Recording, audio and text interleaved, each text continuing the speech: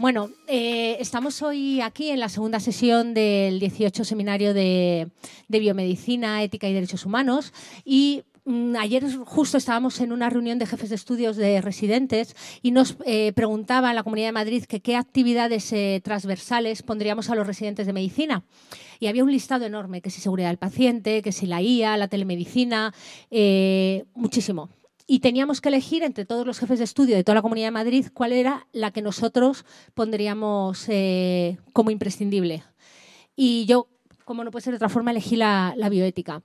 ¿Por qué? Porque la telemedicina, pues sí, saber los aspectos legales y también tiene su parte ética, evidentemente, pues es muy importante, los límites en el tema de la seguridad del paciente, de la IA, pero la bioética creo que es la única de todos los cursos que estaban puestos que nos va a hacer mejores profesionales. Nosotros, decía ayer Fernando Vandrés, que si tenemos un montón de apuntes y nos enterramos debajo de esos apuntes, enterramos nuestro sentido común.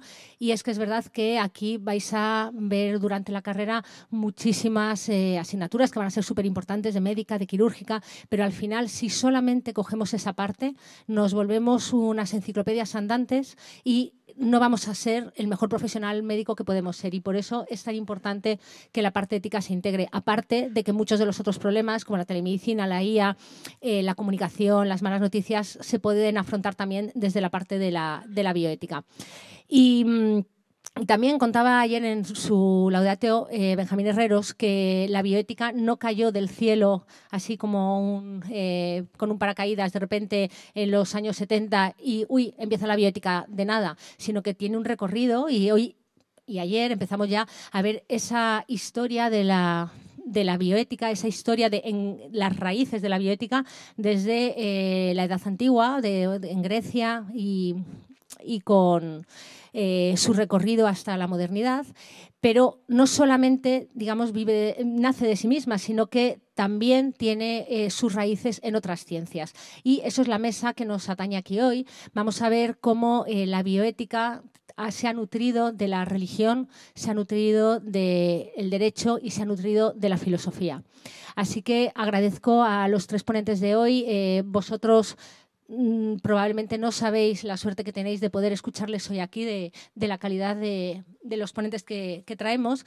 Y vamos a empezar con la presentación de la filosofía, que la va a realizar Ramón. Él es doctor en filosofía de la ciencia por la Complutense, profesor de bioética en la Escuela de Enfermería y Fisioterapia de San Juan de Dios en la Universidad de Comillas y miembro del equipo del Instituto de Ética Clínica Francisco Vallés. Así que, Ramón, por favor.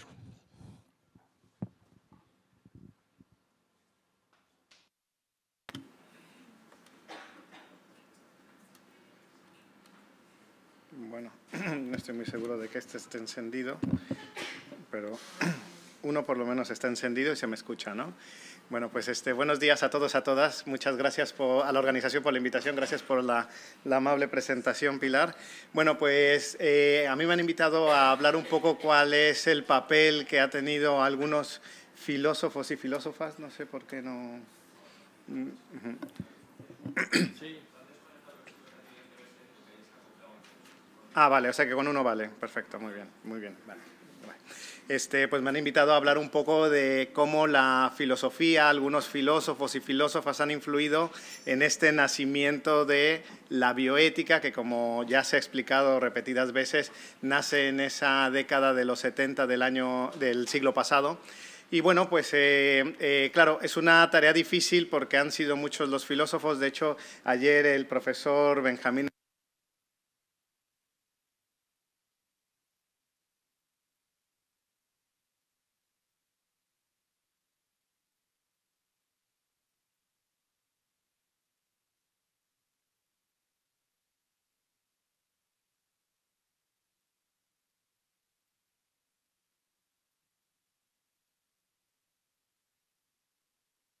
Pues vamos. Hola, hola, hola. Sí, vale. Bueno, pues vamos a ello con estos fallos del directo. Entonces tenemos, como decía, ¿no?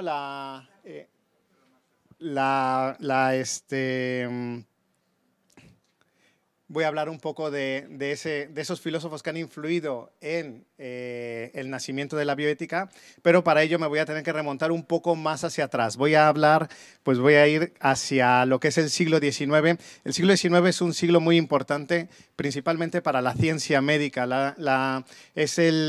Digamos que el país a donde se miraba cuando hablábamos de ciencia médica era Alemania, toda esta confederación de reinos. Y bueno, pues para poner un ejemplo, en la segunda mitad del siglo XIX surge el primer laboratorio de fisiología en la Universidad de Leipzig, en el Reino de Sajonia. Y bueno, si pensamos también en la filosofía, también es un país en el que se miraba, estaba el idealismo alemán con Hegel, Fichte, Krause, Schelling. Y bueno, pues poco a poco esta hegemonía del conocimiento de ciencia médica y el conocimiento de filosofía va esparciéndose hacia otros países, principalmente al mundo anglosajón. Estados Unidos, todo el siglo XX, pues empieza a tener esa hegemonía en ciencia. Y bueno, en ese caldo de cultivo nace lo que es el pragmatismo hacia finales del siglo XIX, que es una de esas filosofías de las que quiero hablar porque tiene una influencia directa en lo que es la bioética, ¿no? Para el pragmatismo, el valor de nuestras ideas debe de guiarse siempre por sus consecuencias prácticas y por su capacidad de transformar la experiencia para guiar nuestra conducta en el mundo actual. Es decir, que se aleja de esas especulaciones metafísicas, de esa filosofía tradicional que era la que se tenía antes de esta época, ¿no? Bueno, pues entre algunas de las figuras de ese pragmatismo, pues el que acuña el nombre de pragmatismo es Charles Sanders Peirce, que en 1878 tiene un pequeño ensayo que se llama How to Make Our Ideas Clear, ¿no? Cómo se hacen nuestras ideas claras. Y bueno, pues analiza ese valor práctico de una idea. Es decir, tenemos que pensar cuál va a ser cuál va a ser la consecuencia que esa idea va a tener en nuestra vida real, y si esa consecuencia es positiva, pues eso quiere decir que entonces esa idea es verdadera, ¿no? Ahora me voy a meter un poquito más con William James, pero tenemos también a John Dewey, que él pues hablaba sobre todo desde una perspectiva más de la ética, de que hay que pensar siempre de una manera contextual de los valores. O sea, los valores no los podemos ver como unas cuestiones abstractas, no debemos de pensar en ellos como dogmas o teorías absolutas, sino que hay que pensar en el contexto específico en el que están combatiendo o en el que están en conflicto esos valores, ¿no? Bueno, pero me voy a centrar sobre todo en la figura de William James, que probablemente es el principal representante de este pragmatismo. De hecho, escribe todo un libro enfocado en eso. Él nos dice que este pragmatismo realmente lo debemos de entender en dos sentidos. Por un lado, como un método, que es tratar de hallar esos fundamentos últimos sin seguir, no es conseguir esos fundamentos últimos, sino seguir las consecuencias prácticas de nuestras ideas. Y luego también es importante entender el pragmatismo como una actitud que sería un rechazo a esas abstracciones, sino que lo que tenemos es que tener un compromiso hacia hechos concretos y las experiencias humanas, ¿no? Me parece muy interesante la idea que tiene este filósofo sobre la verdad, porque él dice que la verdad es algo que sucede a una idea cuando ésta demuestra ser útil en un contexto práctico, ¿no? Las ideas verdaderas son aquellas que podemos integrar exitosamente en nuestra experiencia. Por tanto, lo verdadero para James no es ni lo absoluto ni lo inmutable, sino depende de su capacidad para resolver problemas específicos, problemas concretos, ¿no? Y bueno, pues esta idea yo creo que se impregna muy bien en lo que entendemos en la actualidad por bioética, porque la bioética tampoco te va a decir exactamente qué es lo que es correcto y qué es lo que no es correcto de manera absoluta y abstracta, sino que vamos a tener que atender siempre a los casos particulares en donde están con conflicto esos valores y pues intentar resolver esos casos, ¿no? Él incluso se da cuenta de que esta idea de Dios, de la libertad, de la vida después de la muerte no pueden ser ni probadas ni refutadas de manera empírica, pero eso no quiere decir que estas ideas no vayan a tener una verdad o un valor que pueda incluso tener un poder transformador de nuestras vidas, ¿no? Es decir, las ideas o la religión es verdadera en función de que les da fuerza a los creyentes, ¿no? Me recuerdo un poco esa frase de Miguel de Unamuno que aparece en San Manuel Bueno Mártir, que dice: todas las religiones son verdaderas en cuanto hacen vivir espiritualmente a los pueblos que las profesan, en cuanto les consuelan de haber tenido que nacer para morir. Bueno, pues este pragmatismo no podemos olvidar que busca herramientas sobre todo para actuar, ¿no? Si una teoría tiene unas consecuencias positivas, pues tenemos que abrazar esa teoría. Si por el contrario tiene unas consecuencias negativas, entonces estaría bien rechazar esa teoría, ¿no? Entonces la moral no se define por un conjunto fijo de mandatos, sino por su capacidad para guiar nuestras acciones hacia resultados deseables en situaciones específicas. Y claro, esto se pelea un poco con lo que dice también Edmund Pellegrino, otro teólogo, filósofo que de finales del siglo XX, ¿no? Que dice, claro, en esto de la moral, que es una materia tan sensible, siempre que demos pronunciamientos apodícticos, absolutos, que no den lugar a la escapatoria, pero todo lo demás nos parece un poco relativismo, pero ya desde el pragmatismo se dan cuenta de que esto no es necesariamente así, que efectivamente lo que hay que hacer es abrir un poco nuestra mente, ver en cada caso específico qué es lo que se tiene que hacer, y eso es lo que, digamos, como el pragmatismo ha influenciado en lo que es el nacimiento de la bioética. Ayer ya el profesor Benjamín Herrero nos habló un poco de Stephen Toulmin, ¿no? Él tiene, en 1982, publicó un artículo que claramente se ve su influencia sobre la bioética, ¿no? Se dice que la medicina le salvó la vida a la ética. Hay que pensar que todo el siglo XX la ética, la filosofía en general, era muy analítica, incluso muy abstracta. A veces se parecía más a las matemáticas que a otras cuestiones. Y bueno, pues él dice que eso no es la ética, ¿no? Que la ética se vive a través de los análisis concretos y que en lugar de vivir de principios, o sea, que no son los principios universales a los que se referían los dogmáticos, ¿no? Por eso Toulmin compara la práctica de la ética con la práctica médica.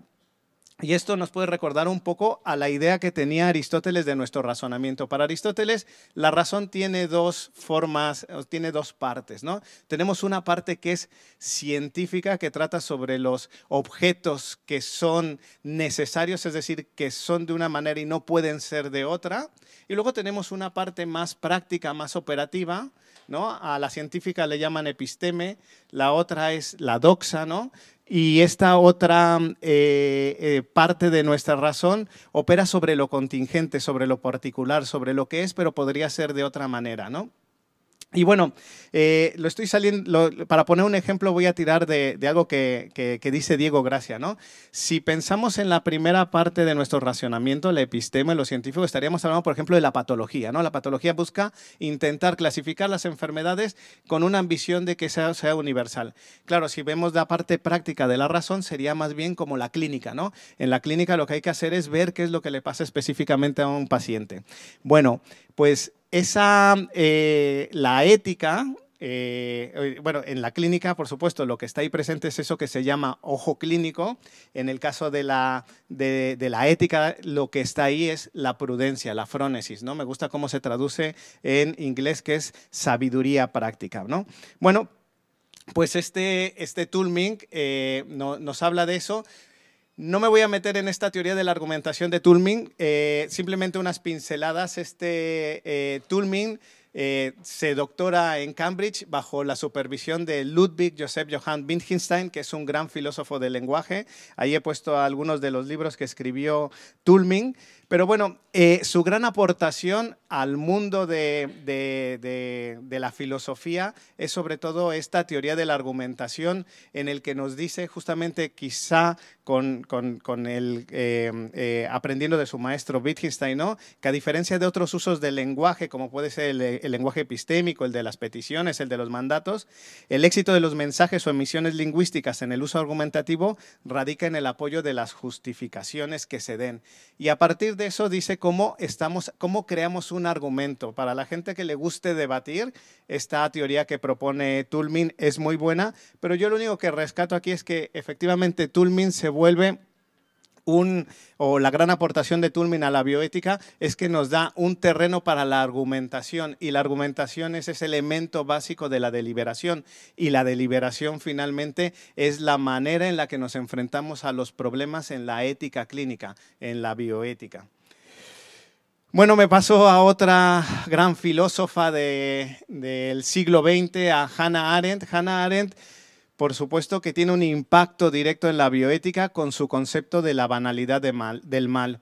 Cuando se captura a Adolf Eichmann, ella tiene la misión de ir a hacer un reportaje sobre ese juicio que le hacen a Eichmann, y se da cuenta de que Eichmann no es ese monstruo que era el organizador del Holocausto, sino que era realmente un funcionario más, ¿no? Y entonces se da cuenta de que esto del mal no lo podemos interpretar como pensábamos, ¿no?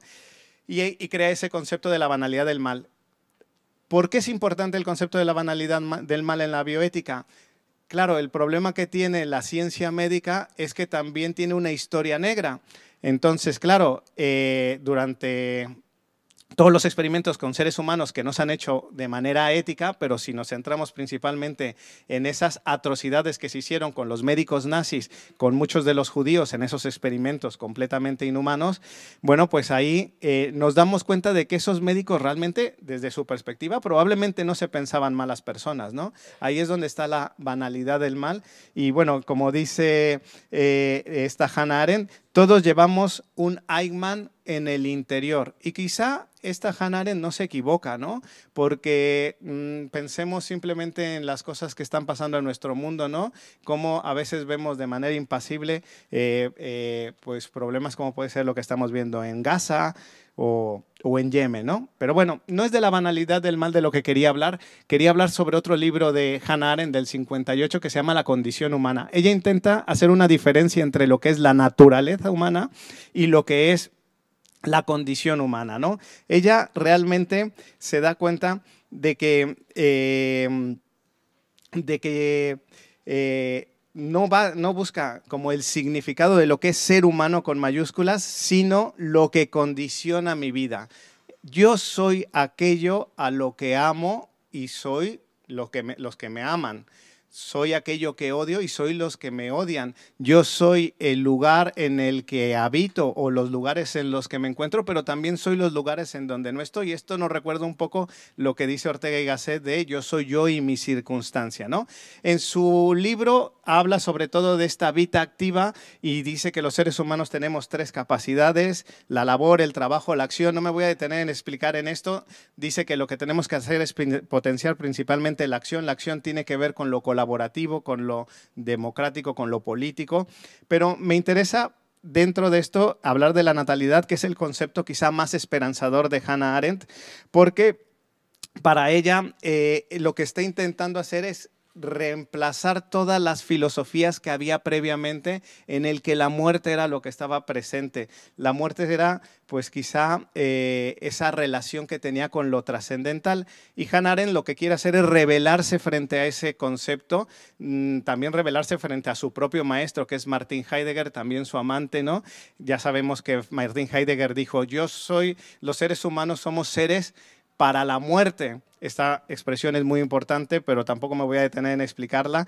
Pero lo que dice ella es que la natalidad siempre nos remite al mundo común. Los seres humanos somos seres nacimentales y cada natalidad tiene el don de comienzo, ¿no? No es que el ser humano tenga una capacidad de comienzo, sino que es comienzo en sí mismo.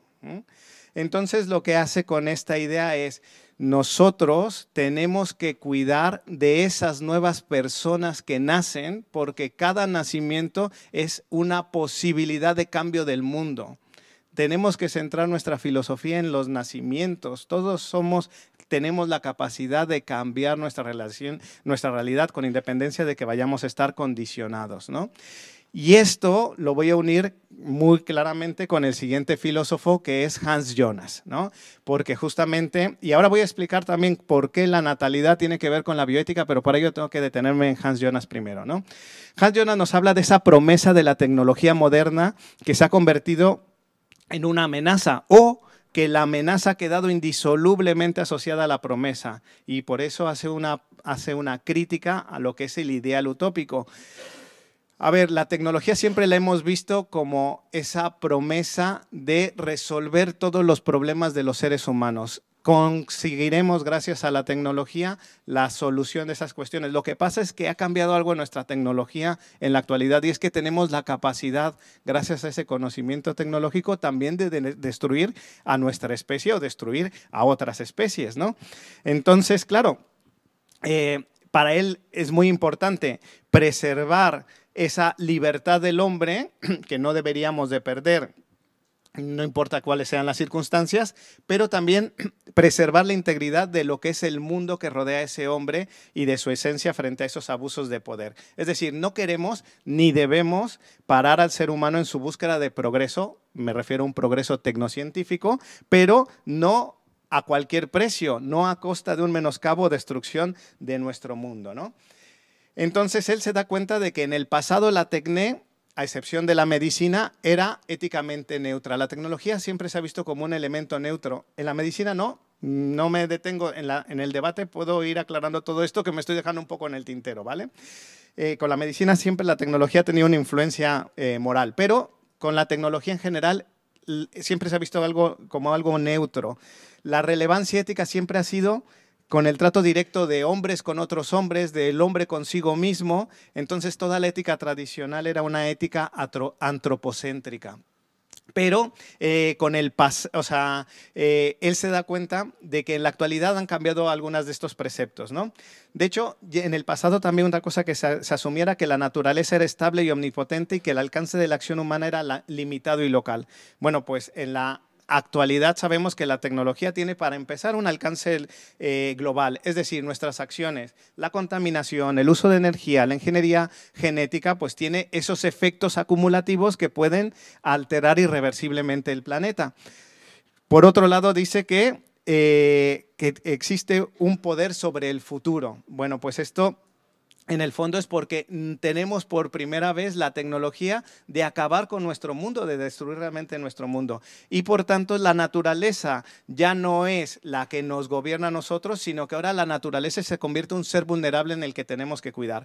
Él, siguiendo la idea del imperativo categórico de Kant, decide crear otro imperativo categórico, que aquí lo pongo, no lo leo, lo tienen ahí. Está enunciado de tres maneras, de manera positiva, de manera negativa, pero sobre todo me interesa hablar de su concepto de responsabilidad, ¿no? La responsabilidad es un vínculo básico con los nuevos miembros de la especie. Ahí es donde entra el concepto de natalidad de Hannah Arendt, ¿no? Es decir, tenemos un deber moral no solamente para nosotros, las personas que estamos viviendo en este mundo, sino para los que van a nacer en próximas generaciones. No podemos pensar en nuestro pensamiento ético solamente con las personas que estamos viviendo ahora, sino tenemos que pensar en el otro, e incluso diría lo otro, porque también tenemos que poner en nuestra mira de responsabilidad a los animales no humanos, al medio ambiente, y ahí es donde entra ese papel, ese principio de responsabilidad. Y además nos dice que la responsabilidad no es recíproca. Así como los padres al finalmente cuidamos a nuestros hijos porque ellos tienen menos capacidades que los seres humanos, pues de esa misma manera tenemos que cuidar o hay gente que tiene más capacidades para cuidar y hay gente que tiene menos capacidades, y entonces esto no es recíproco. El que tiene más tiene que dar más y el que tiene menos pues no podrá dar todo lo que quiere.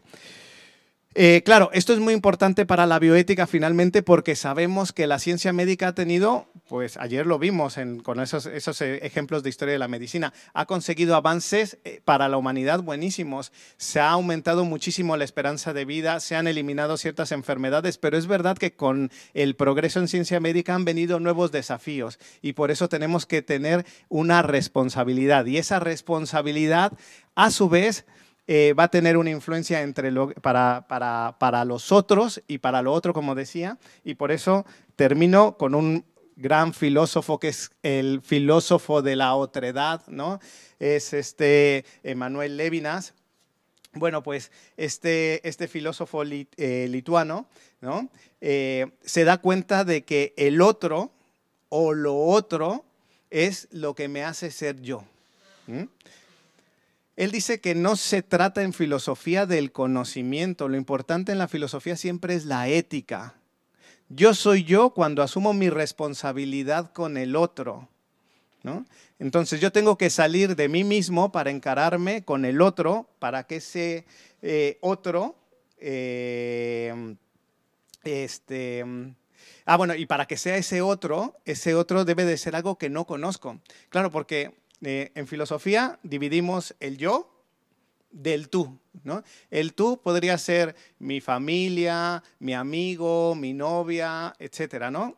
Pero el otro es alguien desconocido completamente, el otro o lo otro. Entonces es algo a lo que siempre me enfrento sin su conocimiento. Para que sea otro, tiene que estar fuera de conocimiento. Entonces, dice, si me centro solo en mi ser, me encontraré con aquello que es diferente, con eso que es otro. Y entonces tengo dos opciones. O lo asimilo, lo integro y entonces ya no es otro, ya es yo, ya es nosotros. O lo rechazo. Claro, pero el problema es que si rechazo lo otro, entonces podemos encontrar ejemplos de la historia, como fue lo que pasó con los nazis, ¿no? Y entonces se crean campos de concentración o se extermina directamente, ¿no? Extermino lo otro. Entonces, claro, no, él dice, tenemos que abrazar lo otro, ¿no? Lo tenemos que hacer porque la filosofía primera es la ética. Solo se puede ser ético desde lo otro. Lo otro me permite humanizarme a mí y a su vez cuando no respeto a lo otro me deshumanizo. Eso es lo que le pasó a los nazis. O sea, cuando tú creas un genocidio, ¿qué es lo primero que pensamos? Estás deshumanizado. ¿Por qué? Porque no has sabido abrazar lo otro, lo diferente. Ahora, lo otro siempre está en una situación de vulnerabilidad, ¿no? Entonces, tenemos que atender la vulnerabilidad cuando se recibe esa llamada del otro. Es una llamada, obviamente, estamos hablando de una alegoría, ¿no? Cuando cualquier ser humano, cercano, lejano, cualquier individuo que sufre, que padece un mal y precisa ayuda, nos llama.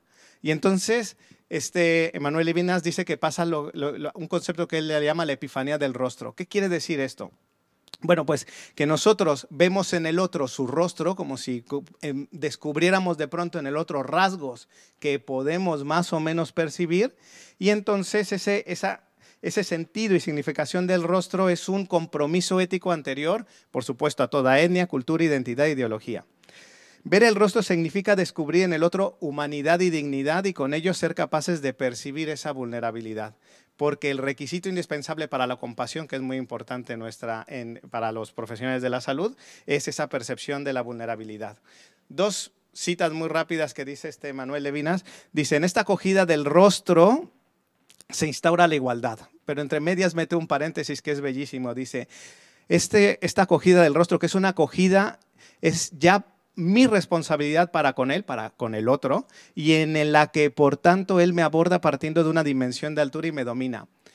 La relación clínica siempre es asimétrica. Hay una persona que está en situación de vulnerabilidad porque ha visto fracturada su salud a través de una enfermedad, a través de una lesión, y necesita la ayuda de ese profesional de la salud, que es el conocimiento experto que le va a ayudar. Entonces, él está abajo y está aquí arriba, ¿no?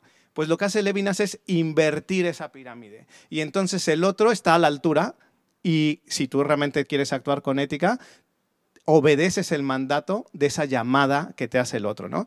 Por eso es que el otro que me domina en su trascendencia es también el extranjero, la viuda, el huérfano, respecto de los que estoy obligado.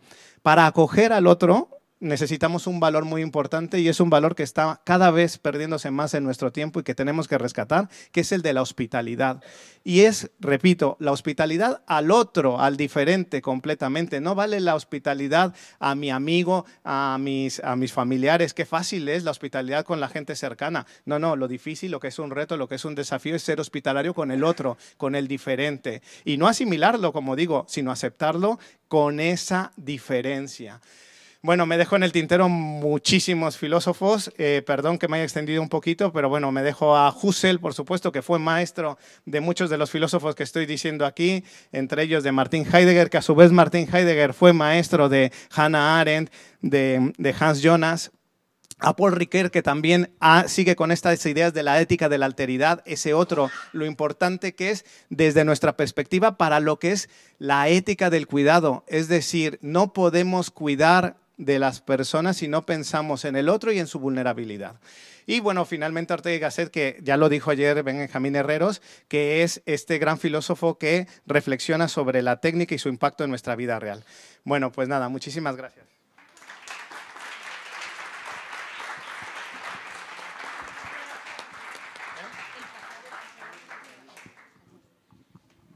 Bueno, muchas gracias, Ramón, por tu presentación y gracias porque yo siempre me quedo con la duda cuando habláis de filosofía, de dónde están las mujeres en la filosofía, así que Hannah Arendt me da esperanza de que hay filósofas también por el mundo.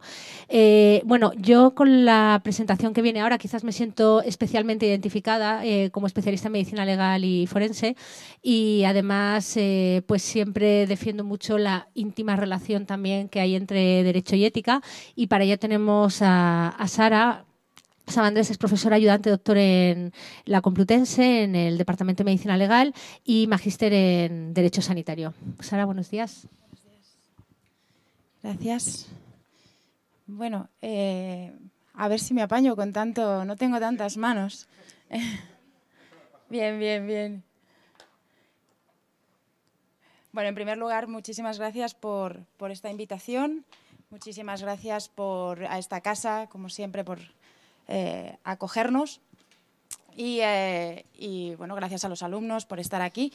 Yo no me he cogido el móvil, pero bueno, tú me avisas, Pilar, si me das un toque, no hay problema. Voy a reducir al tiempo exacto porque creo que en el debate voy a ser un poquito polémica, si te parece y me das permiso. Además es que me habéis puesto el micro de mano y ya tiendo a que me voy al escenario, ¿no? Bueno, en primer lugar, compete a mí hablar de derecho y bioética, mismas palabras probablemente que mis compañeros de mesa, distintos problemas, ¿no? El primero que os voy a plantear es este. Bueno, sois científicos, ¿no? No me dejéis mal, yo soy de letras, ¿vale? Entonces, entiendo que esto lo entendéis a la primera, ¿no? ¿Conocéis este experimento de Galileo Galilei? ¿O no lo conocéis? ¿Sí? ¿Alguien me lo explica? Ya es que me ha abierto el micro, ya, lo siento, Benja, todo, es que ya... ¿Alguien lo conoce? ¿Alguien me lo puede explicar en qué consiste este experimento científico, no? Bueno, lo leo yo, entonces. No hay valientes. El experimento del barco de Galileo consiste en dejar caer una piedra desde lo alto del mástil de un barco que se halla en movimiento con velocidad uniforme. Es decir, que lo que estáis viendo en la pantalla, lo correcto según Galileo y lo que ocurre en la ciencia, en la física es la ciencia de la naturaleza por excelencia, es la primera parte, ¿no? Yo tiro esa piedra desde el barco está avanzando y la piedra se mueve con el barco y por lo tanto cae, vamos a decir, en concordancia con lo que está ocurriendo. Bueno, pues el derecho es la segunda, es la excepción que confirma la regla. El derecho no, digamos que no se atañe a esta ley física. El derecho más bien es ese que tenéis en error. Es decir, que si me voy a inventar y voy a hacer la metáfora de que si esa piedra es la norma, la regla, aquello que tenemos que cumplir, un código penal, un código civil, una ley 41/2002 de información al paciente, y la dejamos caer en ese barco en movimiento, pues se queda atrás. Pues es que llega tarde. Se queda desfasada, ¿no? Y con este experimento quería ilustraros pues una idea que efectivamente en el ámbito jurídico se dice y es uno de los principios básicos. El derecho es la excepción que confirma la regla, el derecho va por detrás de la sociedad. Vamos a pensar que nuestro barco es la sociedad que avanza y que nuestra piedra es la norma. Y como el derecho va por detrás de la sociedad, esto nos lleva a decir que primero ocurren los hechos, primero ocurre la historia, que aquí se ha comentado bastante, y después viene la norma. Os he puesto esta definición porque creo que alude al tiempo, décalage o décalage en francés, que es más bonito siempre el francés, por eso lo digo, ¿no? Desfase, desajuste o discrepancia entre dos cosas. Esas dos cosas son derecho, norma y sociedad. Cuando hablo de desfase, desajuste o discrepancia, estoy hablando de que existe o bien una contradicción entre lo que está ocurriendo en la sociedad y lo que me dice la norma, o bien que me está ocurriendo una cosa en la sociedad y que la norma no existe, no dice nada. Eso lo llamamos vacío legal o antinomia legal. Ejemplo. El artículo 10 de la Ley de Técnicas de Reproducción Humana Asistida dice que la filiación materna se determina por el parto. Bueno, pues hoy se puede determinar con los avances científicos de otras muchas maneras, ¿no? Pues esto es un desfase que implica un anacronismo porque hemos evolucionado mucho más de lo que la norma describe. Entonces, hemos hablado aquí, y sí, ayer por la tarde y hoy mis compañeros de mesa también, de un plano fáctico de los hechos, de lo que ocurre. Para el derecho, además, tenemos un matiz, no nos vale cualquier hecho que ocurra. Tiene que estar probado, tiene que estar probado. Si no está probado, no existe. Pero tenemos ese plano fáctico. Pónganse las gafas de 3D, hombre, que tenemos un tridimensionalismo en el derecho. Estas que son, ¿no?, rojas o verdes, o ya soy demasiado antigua quizá. Plano fáctico, primera dimensión, hechos, lo que ocurre, aconteceres, contexto. Plano normativo, que es el de la norma, la que nos dice lo que tenemos que hacer. ¿Ustedes qué deben de hacer hoy aquí en este seminario? Escuchar y callar. O participar. ¿Cuánto de involucración hacen ustedes en este seminario? Es decir, hagamos el esfuerzo de decir, voy a escuchar 15 minutos. Eso es difícil hoy, lo sé, porque estáis a muchas cosas. Y además tenéis esa capacidad. Voy a escuchar 15 minutos a ver si salgo con una idea clara de lo que es mi sociedad. Porque este plano fáctico para el derecho es el barco, este plano normativo es ese deber ser que ustedes tienen que hacer, por el que serán, como han dicho en la ponencia anterior, responsables. Y por último, un plano que también se ha hablado mucho, que es el teleológico, que es aquel que se encarga de los fines, de los propósitos, de establecer unos principios orientadores. Luego fíjense qué tridimensionalismo. Hechos, normas, valores. Hechos, lo que es, normas, lo que debe ser, valores, la finalidad, a lo que aspiráis. Si esto queda claro, voy a ser un poquito, voy a plantear algunos problemas para luego el debate. Vamos a ver si ustedes, no sé de qué curso son, tercero, primero. Primero, bueno, entonces estáis entrando aquí en plancha. Voy a definiros estos tres dimensiones y vamos a ver qué espíritu crítico tenéis en el debate. Un latinajo, hombre, ¿cómo no voy a decir yo latinajo si soy de derecho? Ubi societas ibi ius. Allí donde hay una sociedad hay derechos. Si yo ahora hago una norma para mí sola, pues evidentemente no sirve para nada. La norma vale si estamos en comunidad, si estamos en conjunto, si hay una sociedad que se identifica como sujeto social. Ese es, digamos, uno de los aforismos que he elegido. Es decir, ¿cómo está nuestra sociedad? Claro, estamos hablando de 1970. Y si estamos hablando de 1970 y queremos saber qué pasaba en 1970 y qué normas estaban en 1970, tenemos que ir a acontecimientos antiguos, porque ya os digo que la norma va por detrás. La norma va a llegar tarde a regular la Segunda Guerra Mundial, a regular la Guerra de Vietnam, va a llegar tarde. Entonces, ¿cuáles son los hechos? Aquí estamos en 1945, digamos que la Guerra Civil también española, 39 hasta el 36, luego inmediatamente en el 39 empezó la Segunda Guerra Mundial y finalizó en el 45. Esos hechos son muy importantes para las normas que vendrán en el 70.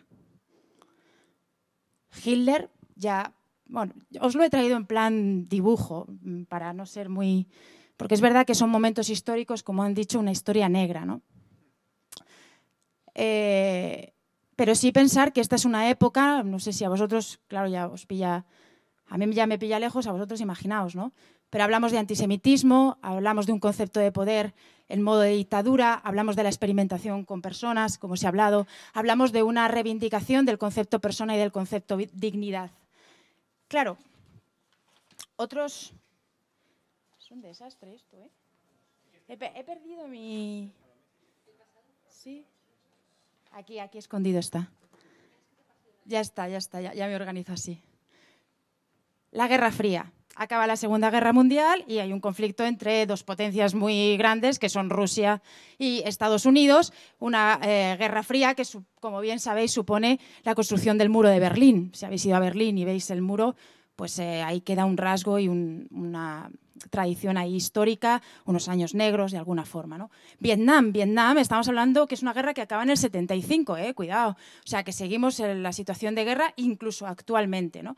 Otras cosas que pasaban eran la colonización, que a veces nos olvidamos un poco de Sudamérica, ¿no? Pero efectivamente estábamos en un momento de colonias, de colonización, a veces de querer instaurar sistemas europeos en un mundo muy diferente, ¿no? Esos son nuestros hechos, básicamente.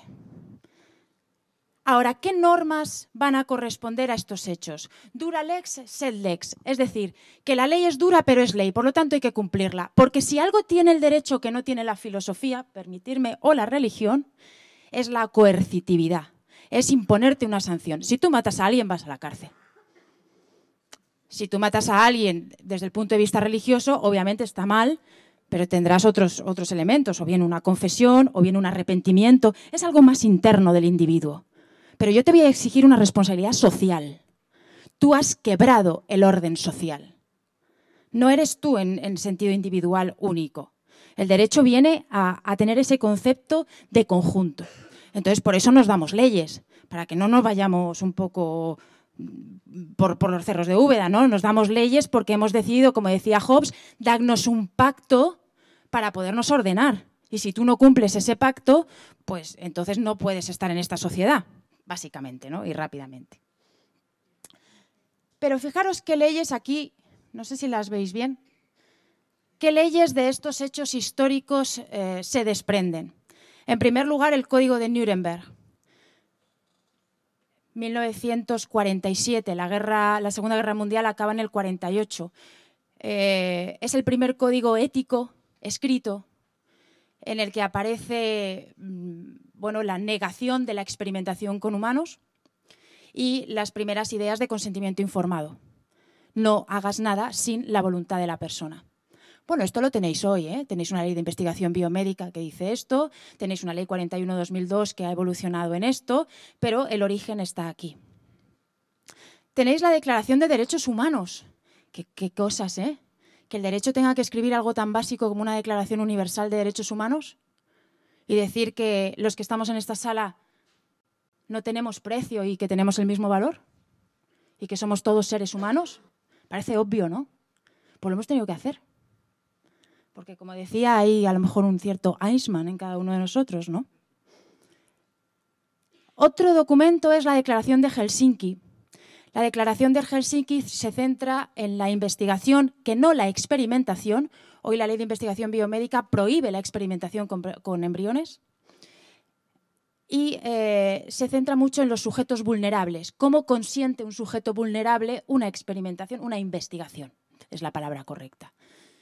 Voy a meter un poquito el dedo en la llaga. ¿Qué diferencia hay entre investigación y experimentación?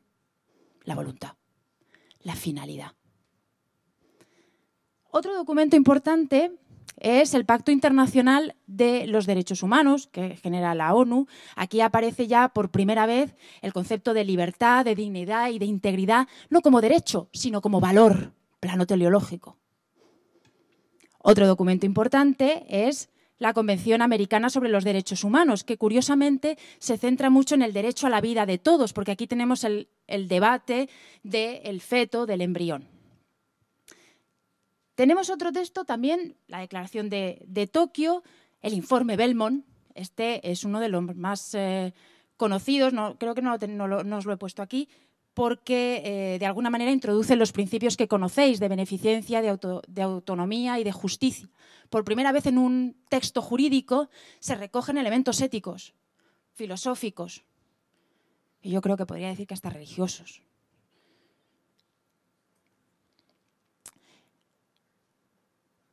Más cercano, y donde España es pionera, en la ley de extracción de órganos, que se dice que es para mejorar la calidad de vida, el bienestar y por por supuesto, reitera que tiene que ser con fin terapéutico. La ley, que luego ha sufrido varias modificaciones, pero la ley sobre técnicas de reproducción asistida, donde se enfrenta a un supuesto de hecho, es decir, a una sociedad, a aquellas personas que tienen un problema de esterilidad, y la ley interviene en este sentido. Por lo tanto, ¿qué queda abierto? Estas son las normas, estos son nuestros deber seres, que como veis van en cuanto a valores, pero necesita una norma en derecho siempre ser interpretada y aplicada. Y aquí simplemente os voy a hacer alusión a 3 sentencias del Tribunal Constitucional, donde, para no aburriros, os voy a dar pues, las 3 ideas básicas, ¿no? En el 1985, aparece una ley contra la que se hace un recurso de amparo por el aborto eugenésico, que está recogido en el Código Penal, y el Tribunal Constitucional establece que el embrión o el feto es un bien jurídico y no, por lo tanto, la vida respecto de un bien jurídico protegido no es un derecho fundamental. En 1996, el Tribunal Constitucional dice que el embrión no se puede patrimonializar. Bueno, esto parece un poco evidente, no ponerle precio y pensar que es un valor. Aparece el concepto, una disputa sobre los fines diagnósticos, que no sea la experimentación, que sea siempre la investigación y, conforme a una finalidad, un valor terapéutico o de diagnóstico. Y en 1999, esta ya nos pilla tan lejos, se introduce el concepto preembrión en la Ley de Investigación Biomédica, que es, digamos, el embrión en el tubo de ensayo durante un periodo de tiempo marcado por la norma de 1 a 14 días. Claro, esta sentencia surge y retoma las sentencias anteriores para decir que el embrión es bien jurídico y, por lo tanto, su derecho a la vida es muy diferente al derecho a la vida si lo consideráramos persona. Viene pues, para poder decidir si podemos tirar los preembriones que sobrantes cuando se hace una investigación. Todo esto nos lleva a ¿qué? Nos lleva a que planteamos conceptos pues, sobre la vida, sobre la investigación y la experimentación. Si yo tuviese que resumir qué pasa en 1970 en bioética y derecho, lo que está en el tintero es qué es experimentación y qué es investigación, qué lo diferencia y qué pasa con la vida. ¿Los embriones, los fetos, tienen derecho a la vida o no? No digo tienen vida, digo si tienen derecho a la vida, que es otra cosa. Y así llegamos a nuestra tercera dimensión, el plano teleológico, el de los valores y otro latinajo. Aequitas praefector rigori. La equidad se prefiere al rigor, es decir, que muchas veces interpretamos y nos remitimos a valores, a aquello en lo que creemos, para resolver una cuestión. A veces nos remitimos a la bioética o a las normas éticas y dejamos de lado el rigor de la ley, porque entendemos que lo justo es remitirse al valor. Entonces, este es el plano dentro del derecho, el que más, de alguna forma, se ajusta o el que está relacionado de mejor manera con la ética, ¿no? Yo aquí os lo podéis completar, no es un numerus clausus en absoluto, ¿no? Pero para mí estos son valores que se han visto sometidos a una cierta evolución hacia arriba, pues desde el 45, del fin de la Segunda Guerra Mundial, hasta nuestros días, ¿no? El concepto de voluntad. El concepto de voluntad ligado a la libertad no tiene nada que ver cómo se concebía en los años 50, o el de la igualdad, fijaros con la evolución de la mujer, ¿no? Cómo se ha evolucionado y cómo se ha equiparado y cómo se han hecho, digamos, elementos de discriminación positiva para que ocupe el lugar que le corresponde, el concepto de justicia, el de bienestar. Bueno, si es que tenemos a la OMS que nos define lo que es salud.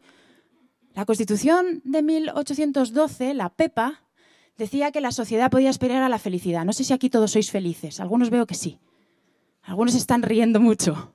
No sé si por mí o porque están viendo un vídeo del TikTok, pero vamos... la felicidad, ¿no? Como aspiración. Y nos han hablado de Aristóteles aquí en el día de ayer. La finalidad terapéutica. Y aquí voy a ser un poquito también controvertida. ¿Qué pasa? ¿Nos guiamos por un elemento kantiano? ¿La persona es un fin en sí mismo? ¿O el fin justifica los medios como Maquiavelo? porque tú puedes manipular la genética, puedes hacer incluso una eugenesia si la finalidad es terapéutica, está justificada. ¿Es esto así? Bueno, tenéis que leeros la Ley de Técnicas de Reproducción Humana Asistida. Los principios, los valores para el derecho tienen un nombre, son principios generales del derecho, que son aquellos que lo inspiran. Los principios generales del derecho son los que orientan tu conducta, es el espíritu de la norma. Detrás de un texto escrito literal, detrás del hecho de que nadie debe matar a nadie, existe un espíritu normativo que es proteger la vida de las personas, proteger el orden público y proteger un orden social y un interés común. Por lo tanto, retomo la palabra responder, que el doctor Vendrés siempre dice en sus clases, ¿no? Responder es un compromiso, responder a algo, también en la teoría de la responsabilidad que se ha comentado en la ponencia anterior. Responder es comprometerse, pero vosotros tenéis un reto. No os tenéis que comprometer con los valores de la Segunda Guerra Mundial. Pues eso ya lo hemos superado. Lo hemos superado. La pregunta es, ¿estáis dispuestos a comprometeros con los nuevos valores que la sociedad a la que pertenecéis recoge, a los valores por los que se guía? ¿Estáis dispuestos a eso? ¿Estáis dispuestos a aceptar los valores de vuestra sociedad en la que vivís? Este sería el nuevo concepto de responsabilidad, de recomprometerme cada vez en mi profesión con los valores que mi sociedad marca. Bueno, esto no es del todo así, porque ya sabéis que la objeción de conciencia no es más que una figura en el derecho, porque tus valores se contradicen con los valores del Estado. Con esto termino. Los derechos al final están sobre todo para sacar esa coerción, para hacer que las personas cumplan y se ordenen de manera justa. Y como veis, aunque la situación en Argentina es diferente a la de Europa, pero creo que aquí no siempre es actual. Estos derechos son los que hay que respetarlos y que no vaya a pasar como los 10 mandamientos, que no se respetan. Muchísimas gracias.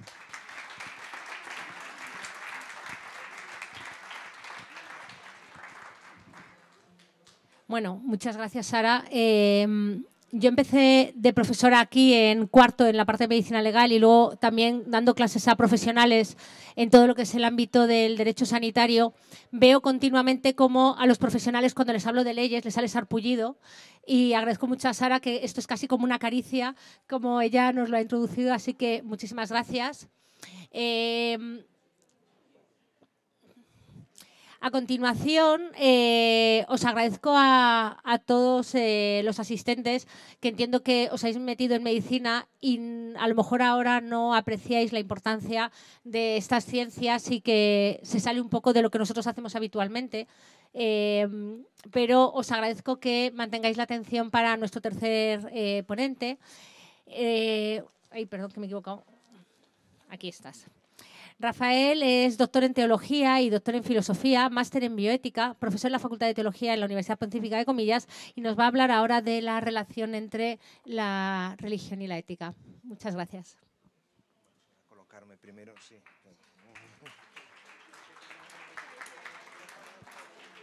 A ver si soy capaz de colocar todos los papeles en que los que somos analógicos todavía necesitamos el papel. Bueno, mientras se va ocupando la sala, en primer lugar, muchas gracias por la invitación a este seminario y por vuestra presencia. Según he ido escuchando a mis dos predecesores, yo tenía preparada una cosa de una manera y, bueno, con el mismo material voy a darle un poco la vuelta, ¿no? Es decir, a mí se me pidió hablar de la religión y la bioética, es decir, sobre todo en concreto me pidieron, evidentemente por mi procedencia académica y personal, hablar de la religión católica y su papel, bueno, y su evolución en la bioética. Pero con el mismo material voy a ir intentando haceros ver ayudaros a ver cómo la bioética católica o la religión católica tuvo un papel importantísimo y vital, y con algunos matices después, en el nacimiento de la bioética tal y como la conocemos, ¿no? Como digo, yo me limito... Ay, no, que es para acá. Me limito en primer lugar a la bioética católica porque es la tradición en la que me muevo y sobre todo porque es una de las que más influyó. No quiero decir que el pensamiento evangélico, es una variante del cristianismo, para los que no los conozcáis, o el pensamiento judío, influyeron muchísimo también en el nacimiento de la primera bioética.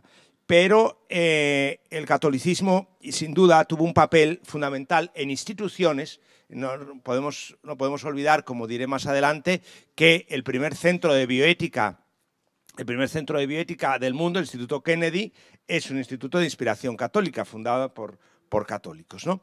Pero más allá de todo eso, el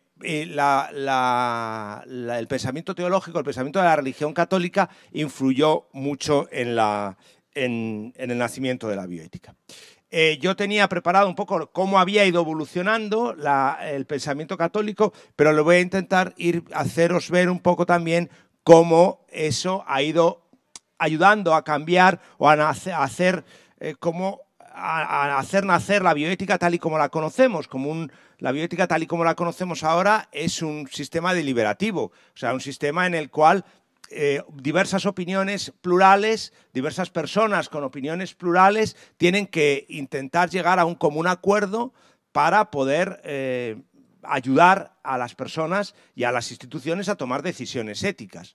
La bioética, en el fondo, tal y como ahora mismo la conocemos, por comités o por diversas instituciones, no es más que diversas opiniones de personales o institucionales que tienen que resolver problemas. Nos encontramos con problemas bioéticos de todo índole, de índole de reproducción asistida, índole del final de la vida, de índole de investigación biomédica, y todos esos problemas necesitan una solución ética para que luego el derecho, antes o después, también pueda intervenir, ¿no? Pues esas soluciones se dan en ese diálogo, de hecho, del diálogo en el cual también hay opiniones teológicas también es importante. Bueno, he escuchado que ayer ya estuvisteis hablando de estos temas. Evidentemente, la teología ha influido en la tradición filosófica desde el siglo I prácticamente, o sea, todos los autores posteriores al cristianismo, sobre todo en la Edad Media, tuvieron mucha influencia teológica, pero sin duda es desde los años 50 del siglo XX, la tradición teológica ha ido influyendo más y más y más en ese nacimiento de la bioética. Antes del año 70, porque habéis puesto el nacimiento de la bioética con Potter en el año 71, antes del año 50 había una larga tradición eclesial, una larga tradición en el pensamiento teológico sobre estos asuntos de la ética médica, lo que entonces se llamaba ética médica. Es decir, cómo resolver los problemas que un médico se encuentra en el día a día de su experiencia y que tienen valores en juego, tienen problemas de valores en juego. Entonces, había una larguísima tradición teológica y de la Iglesia en ayudar a los médicos en esta reflexión. Había muchísima importancia de hospitales católicos en Estados Unidos. En Europa había un influjo importantísimo en estos hospitales de la reflexión teológica. Había figuras claves como Gerald Kellet o Thomas O'Donnell, y la idea fundamental que regía en estos años, para que nos hagamos una idea, la idea fundamental ética de la religión católica que influía en el día a día de todos estos hospitales era que la norma, que el valor ético, que la decisión ética tenía que estar inspirada en lo que se llama la ley natural. La ley natural es una idea filosófica y teológica que viene desde muy antiguo, en el cual se viene a decir que lo bueno o lo correcto, o lo malo o lo incorrecto, viene determinado por la naturaleza de las cosas, por la esencia de las personas. Entonces, una cosa buena es una acción buena, es una acción que se desarrolla cuando yo con ella contribuyo a que se ponga en ejecución la ley natural. Una ley natural que todos llevamos grabadas e inscritos de alguna manera en nuestra razón, ya lo decía esto de alguna manera anterior a Aristóteles o mucha más gente, esa idea de una percepción del conocimiento de qué son las cosas y para qué son las cosas y para qué son las personas, de tal manera que mi acción es buena o correcta en la medida en la que se desarrolla con ella la ley natural, aquellos preceptos que de alguna manera están inscritos. Bueno, con esta idea de ley natural es con la que se resolvían de una manera ordinaria los problemas éticos que se encontraba la medicina en el día a día. Ahora, la propia Iglesia sufrió o tuvo una serie de acontecimientos internos que le hicieron reflexionar sobre esta manera de entender lo bueno y lo correcto, o lo malo o lo incorrecto. Fueron unos acontecimientos internos que le hicieron reflexionar y cambiar, porque a veces el problema de entender la ética como ley natural es un poco lo que han comentado anteriormente, que se convertía en una ética muy rígida, con muy poca capacidad de variación a las circunstancias de cada momento, porque a veces un caso no es tan fácil de resolver en atención a una ley natural, a una norma, ¿no? Entonces, hubo dos acontecimientos importantísimos dentro de la teología que tuvieron una clarísima repercusión a la hora de entender la ética y que luego tuvieron muchísima repercusión a la hora de entender la bioética tal y como se fundó. Uno es un acontecimiento intraeclesial de la historia de la Iglesia, que fue el Concilio Vaticano II. Fue un momento en el que la Iglesia se reúne entera para pensar, para repensar cómo debe ser ella y cómo debe mostrarse al mundo. Y en ese acontecimiento eclesial, en ese Vaticano II, a los efectos que nos corresponden, hubo un hecho muy importante, que fue que se empezó a valorar más que la ley, la conciencia personal. Es decir, la sagrada voz de la conciencia, es decir, que lo que uno llega a pensar en aspectos éticos, siempre que lo haga con rectitud de intención, siempre que lo haga con intención de hacer el bien, esa voz de la conciencia se convierte en sagrada. De tal manera que, ¿qué ocurre con esto? Que la ley natural, esa norma rígida que se iba aplicando caso a caso, casi como una ley civil, bueno, pues empieza a perder importancia frente a la conciencia de las personas. Y la propia Iglesia es consciente de que tiene que utilizar la herramienta del discernimiento. Es decir, vamos a pensar cada uno o en sociedad a discernir lo bueno, lo malo, en atención a las circunstancias, en atención a la norma, pero también en atención a las circunstancias.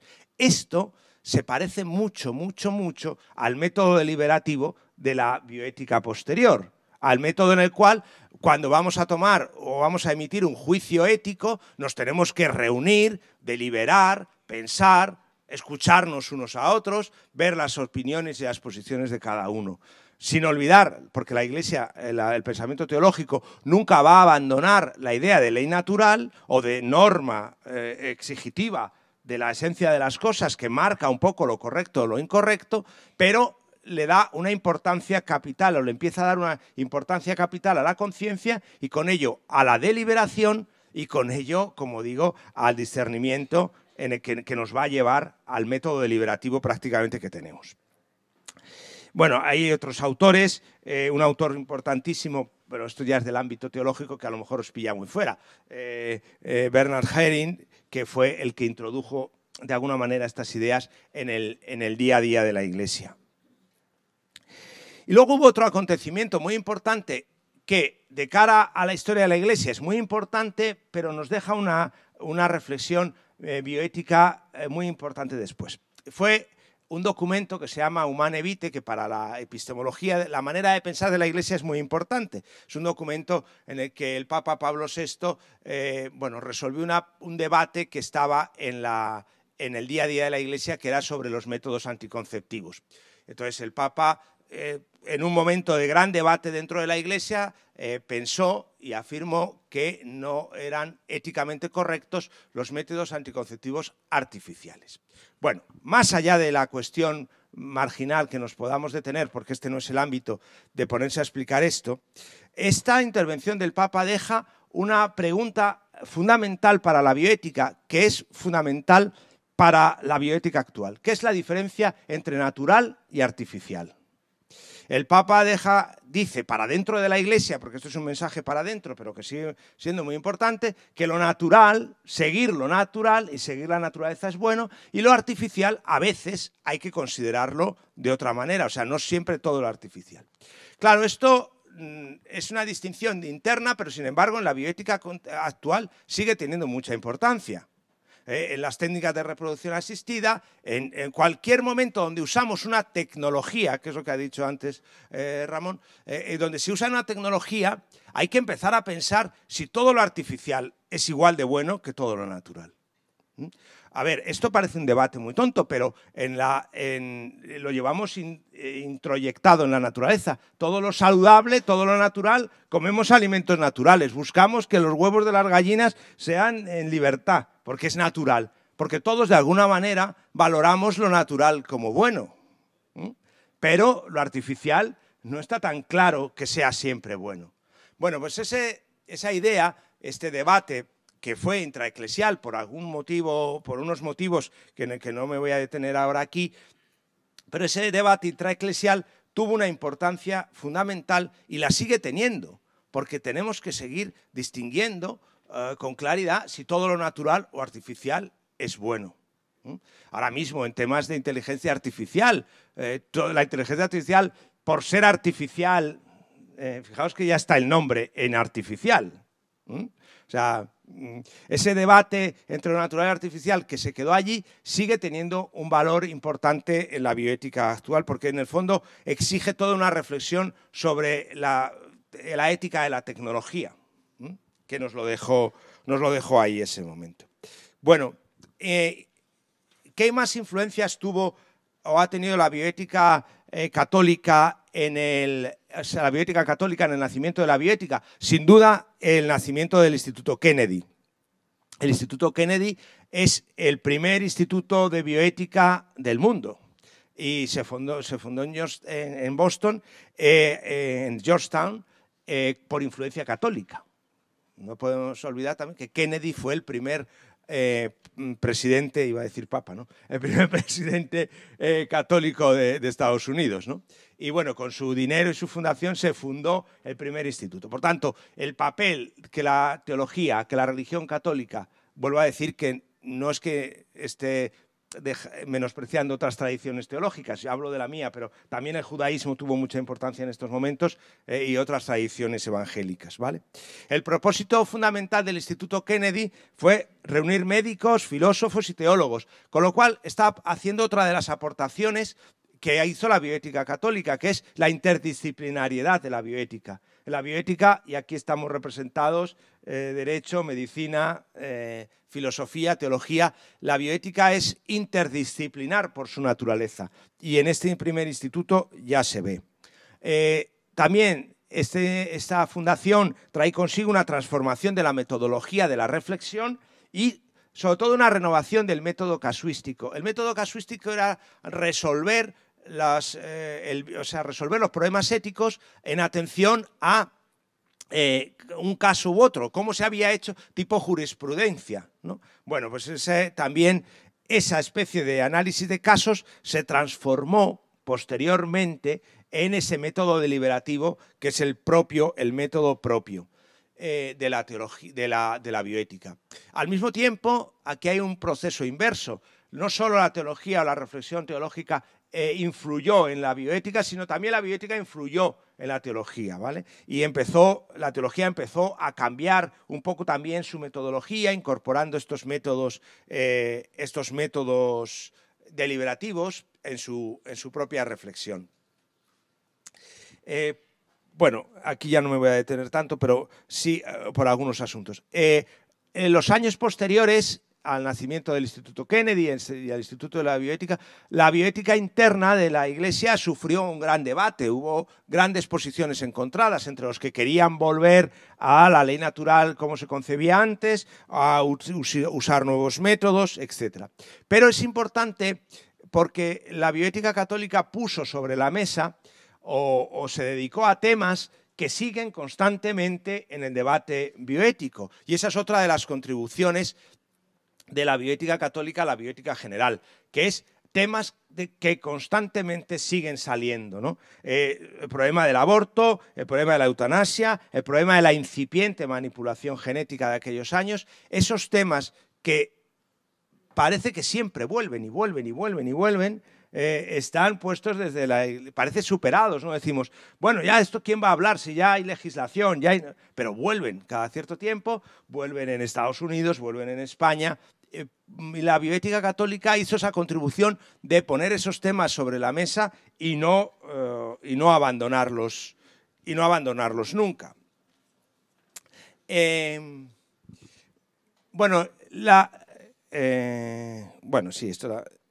Otra de las, perdón, que me había saltado esta diapositiva, es que se me han descolocado en papel, evidentemente una de las contribuciones más importantes, aparte de las instituciones, de los temas, de la metodología, fue también los estudios. Una de las de las contribuciones más importantes que se hizo fue que Warren Reitz, de inspiración católica, escribe o dirige la primera enciclopedia de bioética de 1978, que es el primer libro, digamos, sistemático que determina contenidos, orientaciones, etcétera, que luego podrá ser discutido o no, pero como elemento fundamental es uno de las contribuciones que también hace la bioética católica al nacimiento de la bioética. Posteriormente a todo esto, hay una idea que la bioética católica ha contribuido también ya durante estos años y se ha quedado aquí a la bioética, al debate bioético, que es que en el fondo la teología ha optado por un modelo antropológico, es decir, por la fundamentación antropológica ahora traduzco la expresión, porque si no yo entiendo que es muy difícil, la fundamentación antropológica de los valores éticos, es decir, que la Iglesia propone una idea y hace una propuesta. Es que tal y como concibamos al ser humano, concebiremos lo bueno y lo correcto o lo malo y lo incorrecto. Si yo tengo una idea del ser humano determinada, lo bueno será aquello que favorezca a esa concepción del ser humano que yo tenga. Si yo tengo una concepción del ser humano otra, será otra. Por tanto, incorporar la antropología al debate bioético, es verdad que estaba en muchos lugares, pero la teología católica o la bioética católica lo hace con muchísima insistencia a partir de los años 80. De tal manera que incorpora otra ciencia más o una rama más de la filosofía al debate bioético, que es, vamos a pensar primero cómo pensamos que somos los seres humanos. Si tenemos, por ejemplo, un ejemplo para que me entendáis, si yo entiendo que la vida del ser humano se termina con la muerte, o si entiendo que la vida del ser humano no termina con la muerte, sino que sigue, como piensan no solo aquí la Iglesia Católica, sino todas las religiones, esa mera opción cambia radicalmente muchas opciones bioéticas, porque la vida y la muerte se entiende de una manera completamente distinta. ¿Para qué vivir? O cuándo comienza la vida, o cuándo termina, o qué hacer con la vida, depende mucho de si yo pienso que mi vida se termina con la muerte o que mi vida no se termina con la muerte. Y esa es una opción antropológica que yo ahora no entro, a cada uno puede tener la que quiera, pero hace variar completamente las opciones bioéticas. Entonces, la bioética católica desde esos años ha insistido enormemente en la idea de que vamos a hablar de antropología al mismo tiempo que hablemos de ética y hablemos de bioética. Porque muchos debates se resuelven ahí abajo. Porque muchos debates bioéticos a veces nos enredamos en problemas menores cuando el problema está un paso más abajo en la investigación, que es qué idea del ser humano tenemos. He puesto esta de la muerte, de la vida más allá de la muerte, pero hay otras muchas más concepciones antropológicas que dependen de ella. Bueno, y voy terminando. Por tanto, un simple balance. La Iglesia la bioética teológica pasó de una moral clínica confesional a una filosofía moral en el diálogo público, es decir, la Iglesia ha contribuido y contribuye y sigue contribuyendo con sus opiniones, ¿no? Y con la idea de que la bioética en la bioética, esta es una idea importante que aquí no tengo muy desarrollada, pero en la bioética cabemos todos a hablar, es un diálogo interdisciplinar, pero también las opciones religiosas. La inmensa mayoría de la población mundial es religiosa. O sea, si cogemos los 8.000 millones de personas que somos, la mayoría clarísimamente es religiosa, de muchas religiones. Entonces, la voz de la religión no se puede obviar en el debate bioético, como no se puede obviar en el debate público de cualquier consideración. Y por último, ¿qué ha aportado la Iglesia o la bioética teológica católica? ¿Qué ha aportado a la bioética común o a la bioética general? Pues sobre todo algunos temas recurrentes y algunos valores recurrentes. Los temas recurrentes que os he dicho, pero también el valor de la defensa de la dignidad de la vida humana, ¿no? La teología católica ha aportado valores fundamentales: dignidad, cuidado del vulnerable, justicia, fundamentalmente esos tres valores que orientan al derecho, que orientan a la filosofía, que hacen de la humanidad un mundo un poquito más habitable, pues esos valores no son expresamente de la teología católica, pero sí que su insistencia en ponerlos siempre encima de la mesa, pues son creo que una contribución de las tantas que haya podido hacer la religión, en este caso la católica. Se podría haber hecho esto mismo con otras religiones, pero yo lo hago desde mi perspectiva. Esto es una de esas contribuciones que la Iglesia ha hecho a este debate. Así que nada, pues muchísimas gracias.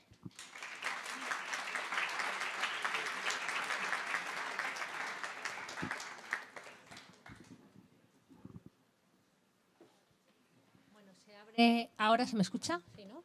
Se abre ahora el momento de debate, de hacer preguntas. ¿Hay alguien que quiera participar, que quiera consultar o preguntar algo a nuestros ponentes? Ya que es peligroso que me dejéis el micrófono a mí, porque yo me lanzo y... Bueno, pues ahí voy. Ramón, por orden un poco de presentación, te voy a preguntar a ti. Me ha llamado la atención en el artículo de Toulmin que decía cómo la de medicina ha salvado la vida de la ética, ¿no? Y no sé cómo lo ha desarrollado, o no sé si luego, porque como tampoco has podido, bueno, por los tiempos que tenemos, profundizar más, realmente yo desde mi perspectiva actual tengo más bien la sensación contraria, cómo la ética ha salvado la vida de la medicina y del ejercicio de la medicina. ¿Está ese artículo por escribir o está al final recogido en su...? Bueno, me parece...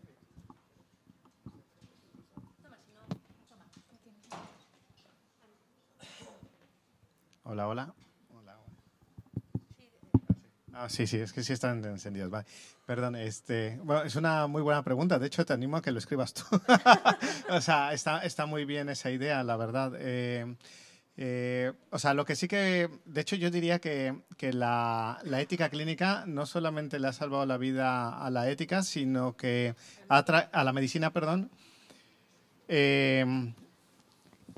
Perdón, al revés, que la medicina le ha salvado la vida a la ética, no solamente a la ética, sino también a la filosofía, en rescatando figuras que, por ejemplo, ya parecía como que estaban fuera del debate, ¿no? Aristóteles mismo, o sea, Aristóteles en la actualidad, gracias al proceso de deliberación, a esta idea de la prudencia, la frónesis, ¿no? Que decía, está completamente vigente. O sea, realmente los problemas, la manera en que se están resolviendo los problemas en la práctica clínica contemporánea, pues por supuesto que han puesto en valor pensamientos que se creían ya olvidados y que vemos que siguen estando vigentes, y por supuesto que la ética tiene una aplicación práctica que ya escapa de las aulas de filosofía.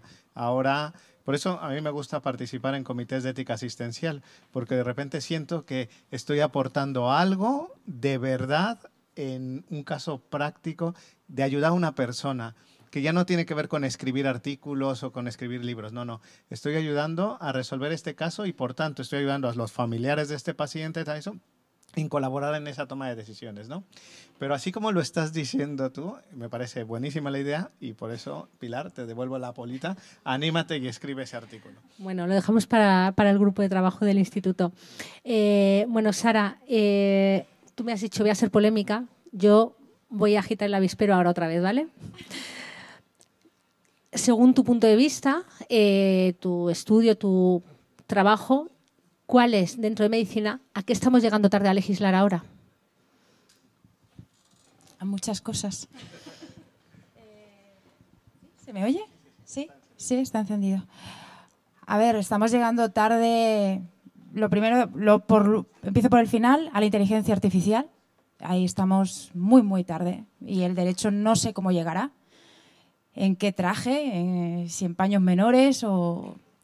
porque además está revolucionando toda una normativa que traemos tradicional, ¿no? La ley de protección de datos, la voluntad. La voluntad. Yo veo muchas caras aquí, estoy acostumbrada a ver muchos alumnos de muchas universidades, son grupos diferentes, ¿no? Pero ¿cuánto de atrapado sostiene la tecnología? Y me refiero a la inteligencia artificial. ¿Realmente creéis que vuestra comprensión del mundo o cosmovisión del mundo en el futuro va a ser la misma que la del mundo que tenéis ahora? Yo creo que no. Ahí estamos llegando muy tarde. Creo que estamos llegando también tarde. Bueno, es que la tecnología imbuye al final todo. Pero por la polémica reciente con la ley de aborto y con la eutanasia, que es una de las últimas normas sanitarias así llamativas, ¿no?, que llevan al debate, creo que esas dos normas son, quizá la del aborto menos, está más trabajada. Son dos normas que llegan en una sociedad con valores no consolidados. Entonces, cuando el derecho y la norma quiere hacer alusión al plano axiológico o teleológico de los fines, de los valores que quiero defender en esa norma, creo que socialmente no tenemos un consenso. Está claro porque son las únicas dos normas sanitarias que recogen la objeción de conciencia. Es decir, que te permiten tener unos valores diferentes a los que el Estado ha propuesto a la comunidad. Por lo tanto, está claro. Entonces, muy, muy tarde la inteligencia artificial y malamente regulados lo que tiene que ver con el aborto y la eutanasia. Bueno, supongo que también la polarización política de los últimos años influye también a ese debate social o esa no aceptación o sí de estas dos normas que estás comentando, ¿no? Que además no es solo de España, que es algo sí. Y además es que el tema que yo creo que en el que se indaga poco es que no es lo mismo eutanasia que asistencia al suicidio. No es lo mismo suicidio, no es lo mismo asesinato, no es lo mismo homicidio, es que no es lo mismo. Entonces, ahí estamos partiendo de una descripción errónea de los hechos, del plano fáctico. La eutanasia, permitirme, ¿no? Tened, por favor, y ya que tenéis los móviles y esas cosas, leeros la exposición de motivos de la ley de eutanasia, que os va a tocar. O sea, os va a tocar, ¿no? Y la exposición de motivos claramente establece una jerarquía de valores. Es decir, que la libertad está por encima de la vida. Bueno, yo no sé si todo el mundo que está aquí sentado piensa así. La ley de eutanasia, por poner un ejemplo, es una ley que habla de compasión. Fijaros qué valor más religioso, ¿no? Estamos heredando religión en esa ley. Yo veo que ahí falta ese debate de valores, ese asentamiento. Termino con Bauman. Si leéis a Bauman, Bauman dice que sois, no sé si víctimas, de la sociedad líquida. Es decir, no somos capaces, me voy a incluir. Pues yo soy un poco analógica, soy digital, pero un poco analógica. No llego a la inteligencia artificial vuestra, o sea, ahí ya me pierdo. Aparte de que Chati, que yo le llamo Chati, se equivoca mucho y sabe mucho de lo que no sabes. Porque cuando le pregunto de lo que no sé, digo, uy, cómo mola esta herramienta. Pero cuando le pregunto de algo de derecho que sí me sé, digo, Chati, te has equivocado. Esto no es así. Ah, sí, perdona. Perdón, es que es muy educado. Entonces, lo que os iba a decir es la sociedad de Bauman, que habla de una sociedad líquida, una sociedad incapaz de crear valores que se queden en el pozo social. sino que estamos constantemente cambiando valores. Entonces, a las nuevas generaciones no les da tiempo, eso que tú decías que hay que pensar en el otro, en las nuevas generaciones, no os da tiempo a crear los valores que generan vuestro pozo. Reitero mi pregunta, ¿con qué valores estás comprometido? ¿Por qué haces medicina? ¿Qué quieres ser de mayor? Bueno, muchas gracias, Sara. Y luego me ha gustado mucho en tu respuesta cómo además has hilado que si yo introducía como la bioética bebe de otras ciencias, cómo has hilado también la conexión también entre estas ciencias, ¿no? De la filosofía, el derecho y la religión, en dos direcciones además, ¿no? De cómo va y viene. Bueno, pues Rafael, te ha tocado. Bien, cuando estaba viendo la presentación, estaba viendo que ponías el código, el concilio. Entonces, dos dudas. Bueno, había una cosa que me ha gustado mucho y que me ha hecho reflexionar sobre todo estos 2 días, que, claro, tú has puesto tu punto de vista en, estoy hablando yo siempre desde el catolicismo, ¿no? Y ya me he quedado yo con la duda y también un poco con la introducción de ayer de Benjamín, de Europa, de otras religiones, otros Asia, otros países, o sea, otros continentes y otros países, cómo han podido influir también en la ética. Lo dejo de ahí de deberes para otro momento también. Pero bueno, a lo que iba, estabas hablando del concilio, de códigos, y me ha quedado un poco la sensación también que desde la Iglesia también es un poco con el derecho un poco coercitivo, no lo sé. Y luego otra cosa que ahora me respondes, pero es que he visto otro punto común con el derecho, y es que tengo también la sensación de que la diapositiva de inicio de Sara, ese barco, de que quizás la religión a muchos debates también llega tarde. O evoluciona tarde a veces a esos conflictos éticos que surgen.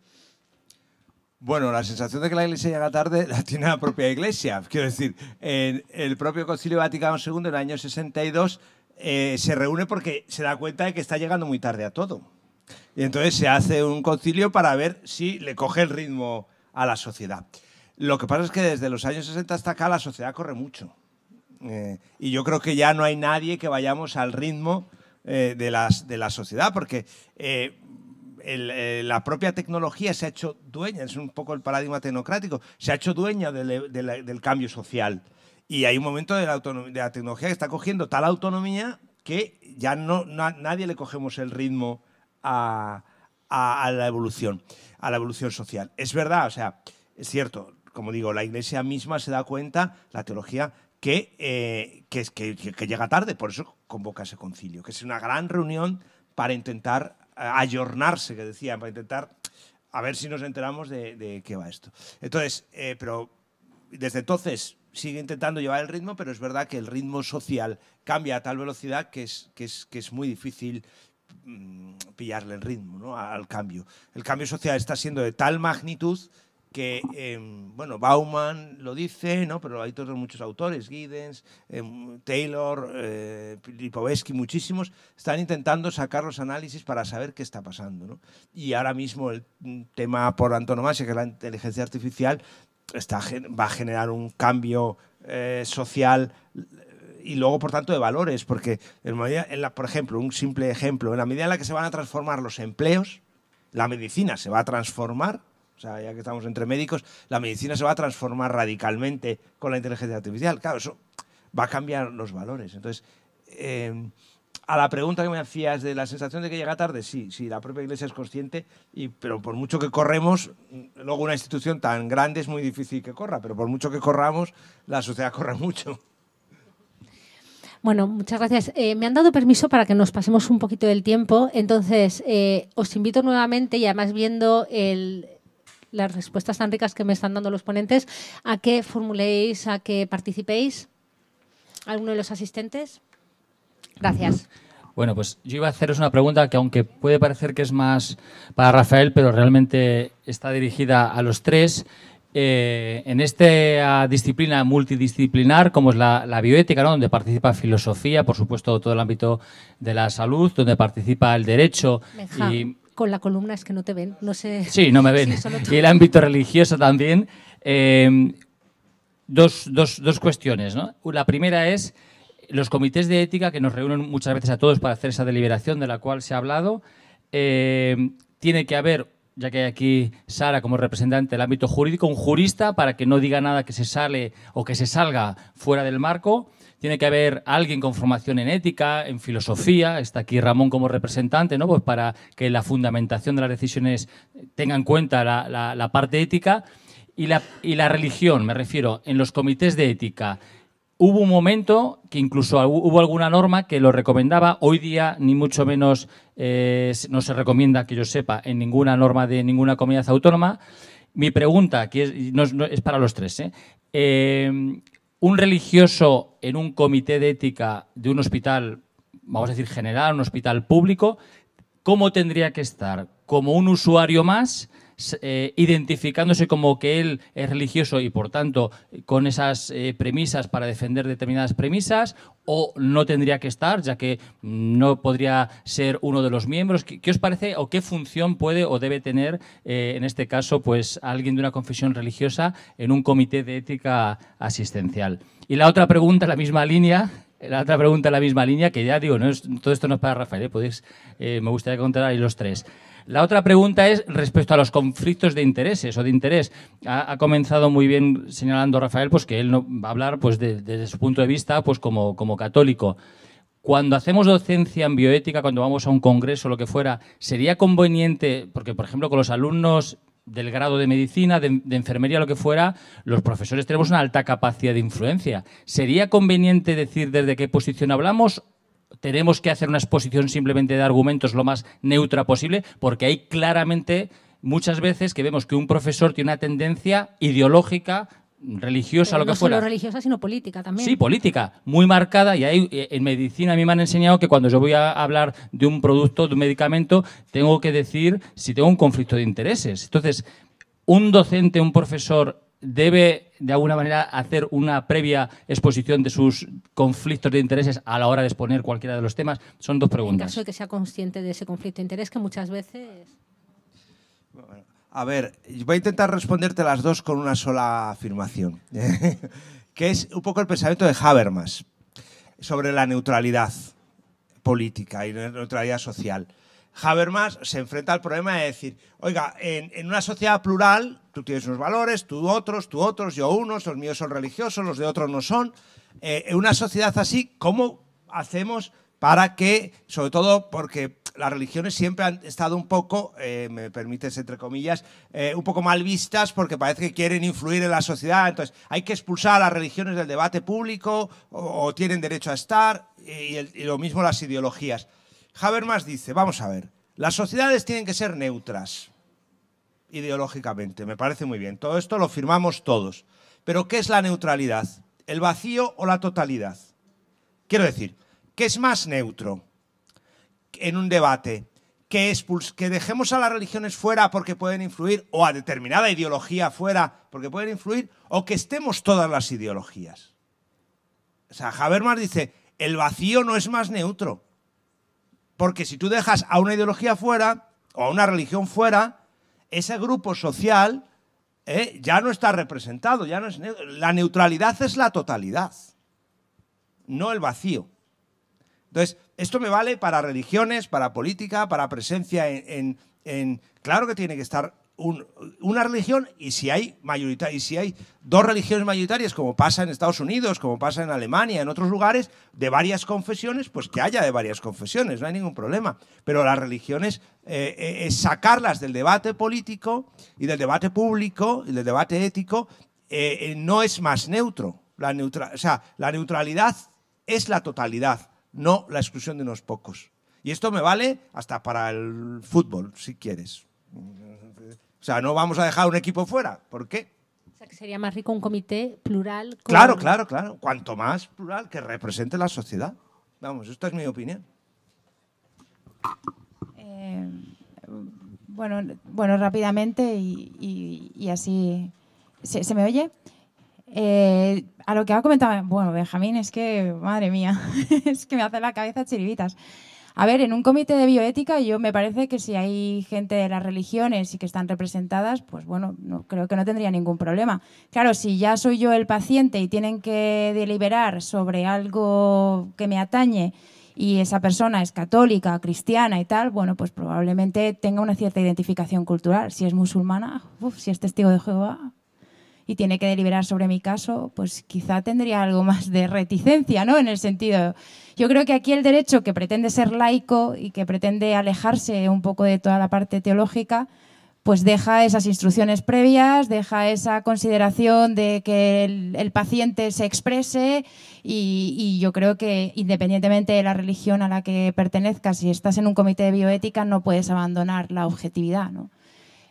Aunque tus criterios o tus valores puedan aportar, que no quiero con ello decir que las religiones no aportan. De hecho, para mí la religión es el inicio, ¿no?, de una sociedad que construye valores y que luego los lleva a una norma. O sea, todo surge de la religión, surge de ese ritual, de esas creencias, que son creencias. Y las creencias, aunque ahora queramos decir que hay creencias éticas y que están alejadas de la religión, bueno, porque la sociedad ha hecho ahí un cisma, ¿no? Que Quino, como os ponía en la diapositiva, pues intenta plantear que hay un cisma entre el derecho, que viene de alguna manera a suplir aquello que la religión pues, no ha conseguido en algunas generaciones, ¿no? Pero que hay que recuperarla, pues probablemente. En cuanto a lo del profesor, bueno, hay libertad de cátedra. Yo cuento mi experiencia personal, si acaso. Creo que hoy en día la relación con el alumno es una relación mucho más compleja.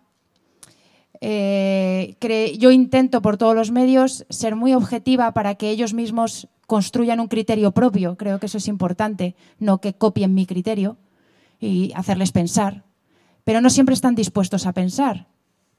Solamente cuando entras en una relación de tú a tú con el alumno, es en el momento en el que él, si está dispuesto a conocer a su profesor mejor y el profesor está dispuesto a conocer a su alumno mejor, es cuando surgen efectivamente esos debates, ese compartir ideologías, creencias, pensamientos o lo que sea. Yo solamente contesto muy rápidamente a la primera pregunta, a la segunda no, la del profesor, para que no se me vea el plumero, justamente. Pero a la primera yo creo que voy a dar una respuesta pragmática, justamente recordando a William James, ¿no? Sabemos que los comités de ética asistencial justamente se basan en esa pluralidad, o sea, son interdisciplinarios, pero también hay una pluralidad de valores. Yo en mi experiencia en el que me encuentro hay una persona que es religiosa y aporta siempre mucho valor a las decisiones. Además, también hay que recordar que desde una perspectiva práctica, las metodologías que se han desarrollado en los comités de ética asistencial hacen que se facilite mucho esa deliberación y no suele ser muy problemática.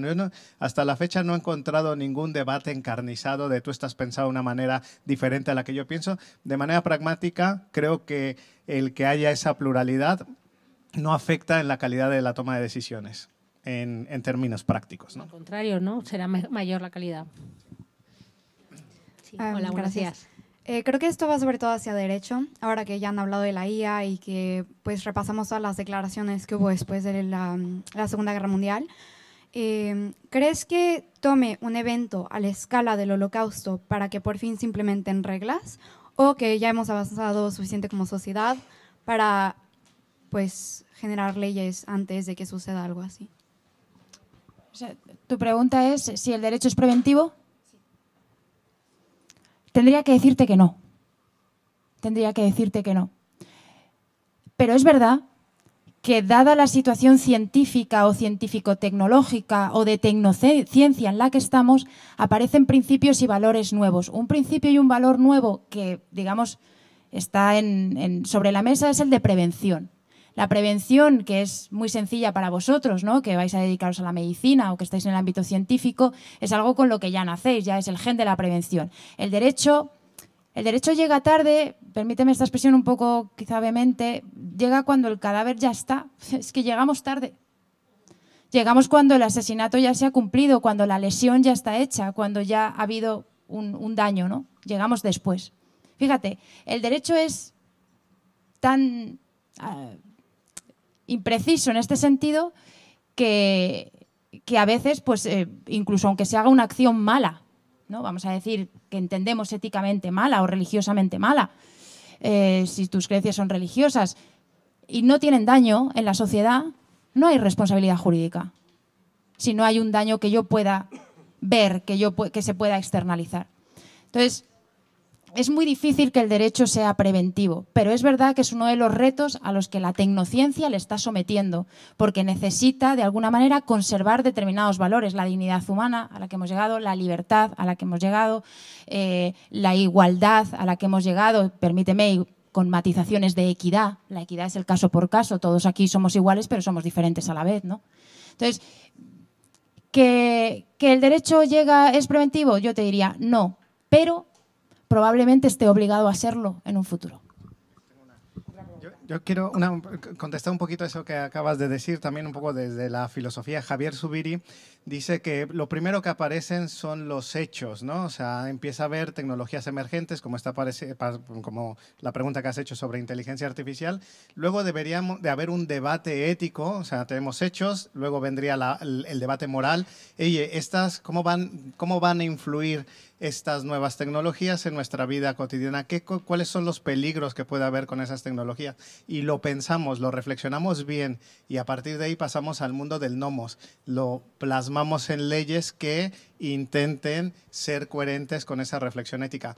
Entonces yo creo que en esa perspectiva llega tarde, pero llega bien, tiene que llegar después. Lo primero que deberíamos hacer, que a veces nos saltamos, es ese debate moral. Y por eso es que a veces salen las leyes, como nos ha dicho muy bien Sara, sin haber un consenso realmente social, ¿no?, sobre ciertas cuestiones. Primero, muchas gracias por vuestro tiempo. Y segundo, si nos encontramos en un dilema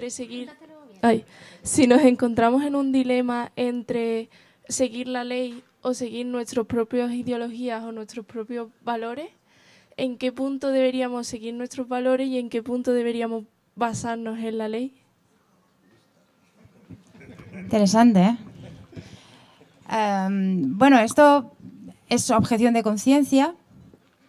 A ver, la objeción de conciencia es...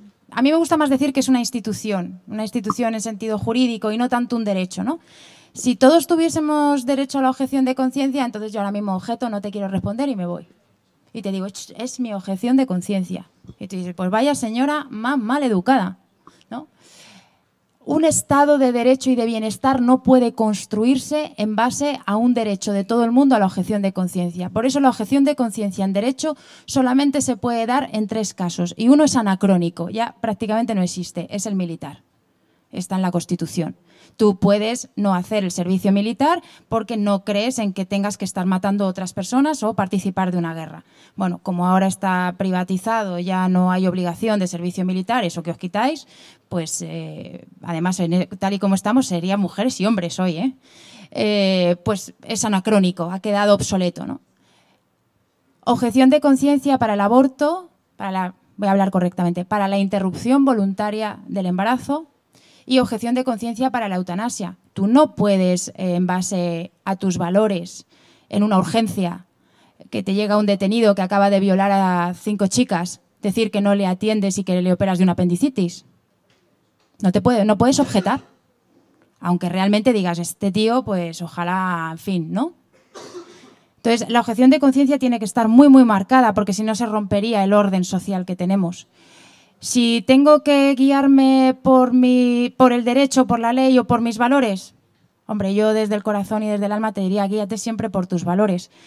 La cuestión es que si tus valores están enfrentados con el derecho, pues tendrás que acogerte a las opciones o instituciones que te presta el derecho, que es la objeción de conciencia en esos 2 requisitos, única y exclusivamente. Es que perdón, pero es que siempre que dices cosas me surgen ideas y tal y porque eso que acabas de decir es buenísimo, pero también habría que hacer la reflexión, oye, si estaba en contra de mí, o sea, si esas leyes van en contra de mis valores, habría que analizar bien qué pasa con tus valores, ¿no? Habría que ver si estás tú sola en esos valores o hay más gente detrás que te acompaña. O sea, lo normal es que la ley sea un reflejo de nuestra sociedad y que si está muy en desacuerdo con tus valores, yo primero reflexionaría qué valor es el que está detrás, ¿no? Y analizar a partir de eso si se puede cambiar quizá en un futuro esa ley. Pero bueno, primero habría que reflexionar por qué me pasa esto, ¿no?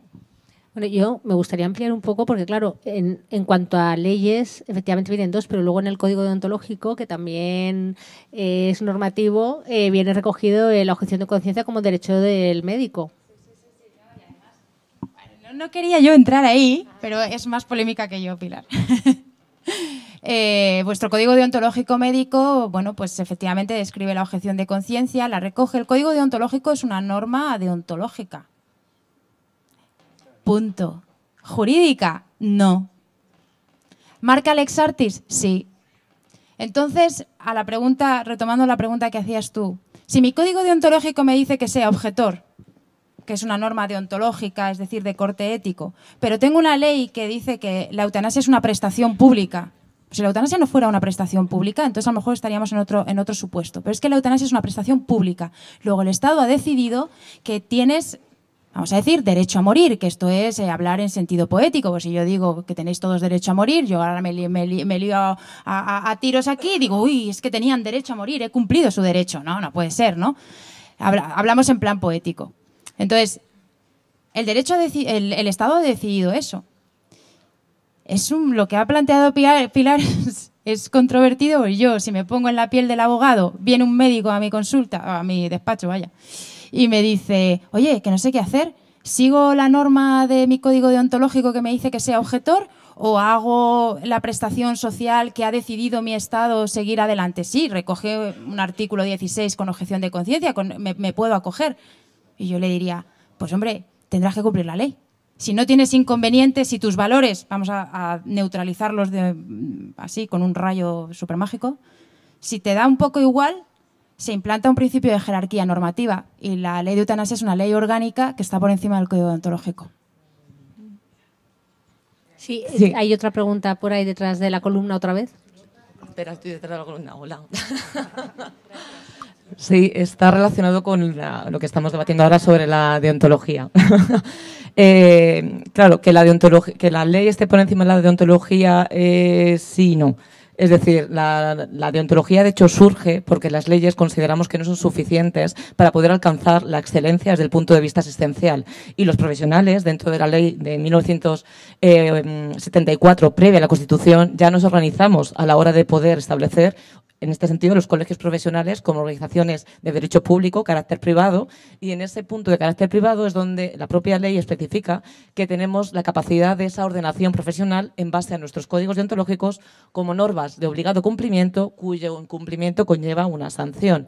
Y en esas normas deontológicas se recoge de forma expresa, a través de la Constitución ya, el artículo 16.1, esa libertad ideológica desde el punto de vista en el que los profesionales tenemos el derecho a ejercer la objeción de conciencia. Y no solamente los dos supuestos que contempla la ley, porque el Código Deontológico, en este sentido, no recoge de forma expresa a qué podemos o no objetar. La objeción de conciencia, como también se ha comentado, es una excepción a que efectivamente yo como profesional no quiero modificar la ley, ni muchísimo menos, sino que considero que estos cambios que se están produciendo sociales y que efectivamente son el reflejo en este cambio social que se haya dejado reflejado en una norma como derecho de los pacientes, se me respete también mi derecho a que pueda ir en contra de mis valores y mis creencias. Y por tanto, también dentro de lo que es una sociedad plural y cosmopolita, se tiene que permitir el ejercicio adecuado de esa libertad ideológica. Por tanto, ante una situación en la cual comentaba, en este caso, la estudiante, qué hacer ante aquello que me genera un conflicto moral o aquello que me contempla que tenga que ejercer por ley, con que voy a convivir toda mi vida es conmigo. Por tanto, siempre tengo que respetar y hacer, en este sentido, una reflexión previa ante esas situaciones que me van a generar un conflicto ético, como puede ser eutanasia y aborto, pero también hay más. Yo trabajo en la UCI y tenía compañeras que la retirada de la ventilación mecánica, que no es eutanasia, que es una medida de limitación del tratamiento de soporte vital, les generaba un conflicto moral. Y los tratamientos de los inmigrantes, o el rechazo al tratamiento, ¿no? Con las transfusiones de sangre. No, digo que había una época cuando había una ley que prohibía el tratamiento a los inmigrantes y personas sin papeles. Hay muchos que dijeron que objetaban de esa ley por motivos de conciencia, es decir, que supuestos ha habido muchos. Sí, entonces, en ese sentido lo que se tiene que ponderar es, por un lado, el derecho del profesional a efectivamente ejercer su derecho a la objeción de conciencia y, por supuesto, también el derecho del paciente a que se le dé esa asistencia.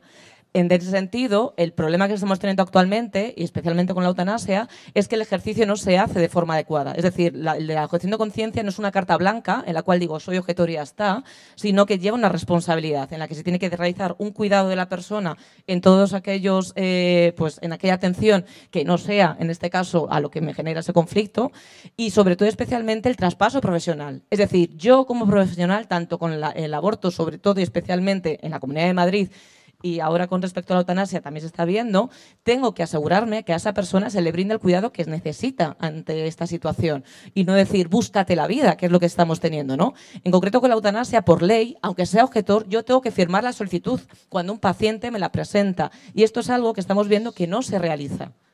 Entonces, el gran problema que tenemos con la objeción de conciencia es primero que los profesionales tenemos derecho, pero también una responsabilidad en el ejercicio que no se hace de forma adecuada. Y nosotros en el Código Deontológico de Enfermería, que estamos a punto ya de sacarle, lo que se ha incluido no solamente es el derecho que tenemos recogido desde el 89, sino el ejercicio, es decir, el deber de realizar un ejercicio adecuado de ese traspaso profesional y esa continuidad. Y que la conciencia es igual si estoy en la pública o en la privada, que también era otro de los problemas. Es decir, si a mí esta práctica, porque a lo que se objeta es a hechos, no a personas, es decir, si este acto me genera un conflicto, va a ser igual tanto en la pública como en la privada, ¿no? Bueno, Taira, gracias. De todas formas, yo antes de dar esa pregunta, solamente por también responderte, al final en el Código Deontológico y en las dos normas se recoge unos límites en los cuales puedes ejercerlo o no puedes ejercerlo y como tu derecho, pues efectivamente, como dice Taira, está también el derecho a la prestación. Entonces, ¿cómo hacerlo para que esa objeción sea legal y sea válida, digamos, ¿no? Vale, en la presentación del libro solo van a leer el título, ¿vale? Siguiente. Ahí. Sí, quería preguntar por el Holocausto, respetando por supuesto las víctimas y todo eso, que si se puede considerar bueno porque ayuda a fomentar nuevas leyes y nuevas maneras de pensar hacia efectos que no se tenían en cuenta.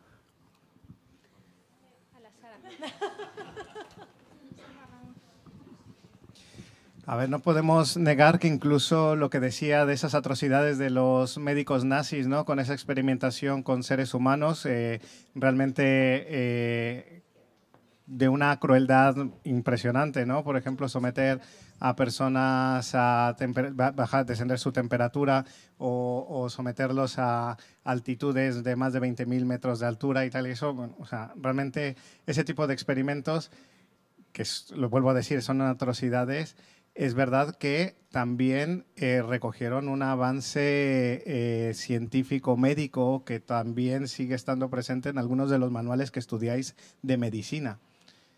Ahora, ¿tienen que pasar esas atrocidades para conseguir beneficios? Pues no, lo que hay que intentar es mirar a la historia e intentar que no se vuelvan a repetir esas atrocidades, ¿no? Entonces sabemos ya lo que está mal, lo que nos deshumaniza, ¿no? Porque todos los que colaboraban en esto, lo que decía, ¿no? Al no aceptar al otro, pues ahora ellos están deshumanizados. Nosotros los vemos como personas no humanas, les vemos como si hubieran sido bestias, casi lo diría, ¿no? Entonces, claro, a partir de eso se hicieron muchos avances. Lo importante es que no demos pasos atrás en esos avances, ¿no? Y entonces, con esta sociedad tan conflictiva y esta situación mundial que tenemos, ¿estamos más deshumanizados ahora? Bueno, por eso me gustaba esa frase de Hannah Arendt, ¿no? Todos tenemos un pequeño Eichmann en nuestro interior. Nos está pasando, ¿no? Y yo creo que sí que deberíamos hacer esa reflexión, ¿no? Porque estamos presenciando cosas muy fuertes en la televisión. Además, somos muy conscientes de nuevos genocidios y estamos impasibles y callados.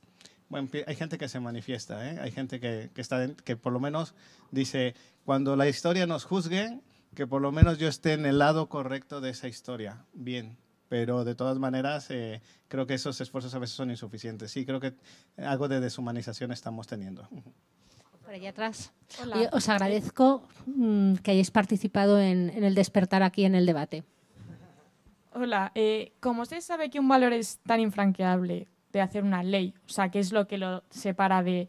Puedes hacer una ley para ser objetor de conciencia, porque, por ejemplo, yo puedo estar en contra del aborto y ser objetor de conciencia y no realizar ningún aborto, pero igual mis valores también están en contra de lo que habéis dicho antes, de operar a un violador que llega a la UCI. O sea, ¿qué límite es el que separa este valor?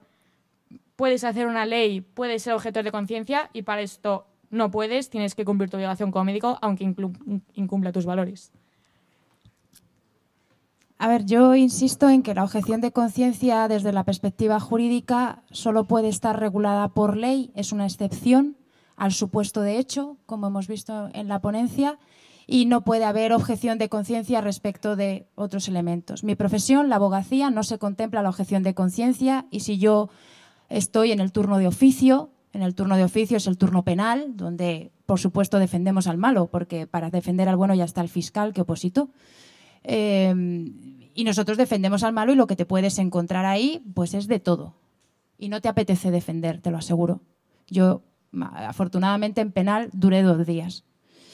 Pero es complejo. Veo a mis compañeros que llevan, es complejo porque muchas veces atañe a tus valores. Pero hay algo que está por encima y es que tienen derecho a una defensa, tienen derecho a una tutela judicial. No pueden ir solos sin abogado. Entonces, ¿vas a defenderles para qué? ¿Para que queden libres? No, vas a defenderles para que se aplique la norma correctamente y que se le aplique la pena que se le tiene que aplicar. Ni más ni menos. Porque con esto hay mucha confusión. El caso que yo he puesto antes de que tú decides no atiendo a este señor, voy a decirte algo así más fuerte porque es homosexual y va contra mi religión, pues hombre, no tiene razón de ser. Perdona, nuestra Constitución está en otro rango, ¿no? Pero sí que el Estado es consciente que en el ámbito médico, en el ámbito sanitario y la objeción de conciencia en el ámbito de manipulación genética e investigación está por regular, está por llegar. He sacado mi bola de cristal aquí y es una premonición que yo hago porque llegará, porque es necesario, porque estamos en una sociedad en la que los valores básicos constitucionales están chocando de forma directa con valores individuales. No somos capaces de ponernos de acuerdo. Este es el tema. No somos capaces de ponernos de acuerdo respecto del aborto ni de la eutanasia y no pasa nada. No pasa nada, porque se inventa una institución que es la objeción de conciencia. Este artículo 19 o 16 de ambas normas de eutanasia y de aborto pueden ser desarrollados por otras normas, pero estos son leyes orgánicas, son leyes que requieren de una mayoría específica en el Parlamento y están por encima de cualquier otra norma. Están por encima de las leyes ordinarias, están por encima de los reglamentos, están por encima de muchas cosas. Luego, como ha comentado Taira, ahora vamos a llevar esto a tierra y mira qué problemas estamos teniendo, ¿no? Entonces, tus valores, voy a llevar un poco al extremo, voy a ser polémica, ¿no? Ya que hemos entrado aquí en el despertar. Si tú fueses el último médico que hay sobre la faz de la tierra y solamente estás tú y otra mujer y esa mujer quiere realizar un aborto y solo estás tú, vamos a imaginar, como decía Hannah Arendt, como ha dicho este chico de aquí que ha preguntado. Hannah Arendt decía que el problema del holocausto era que tenías que irte a tu mundo de la imaginación, a tu parte de la mente imaginativa para poder estar en un momento sin criterio y sin nada donde todo vale en la imaginación, para poder ni siquiera por un momento pensar qué fue lo que ocurrió allí.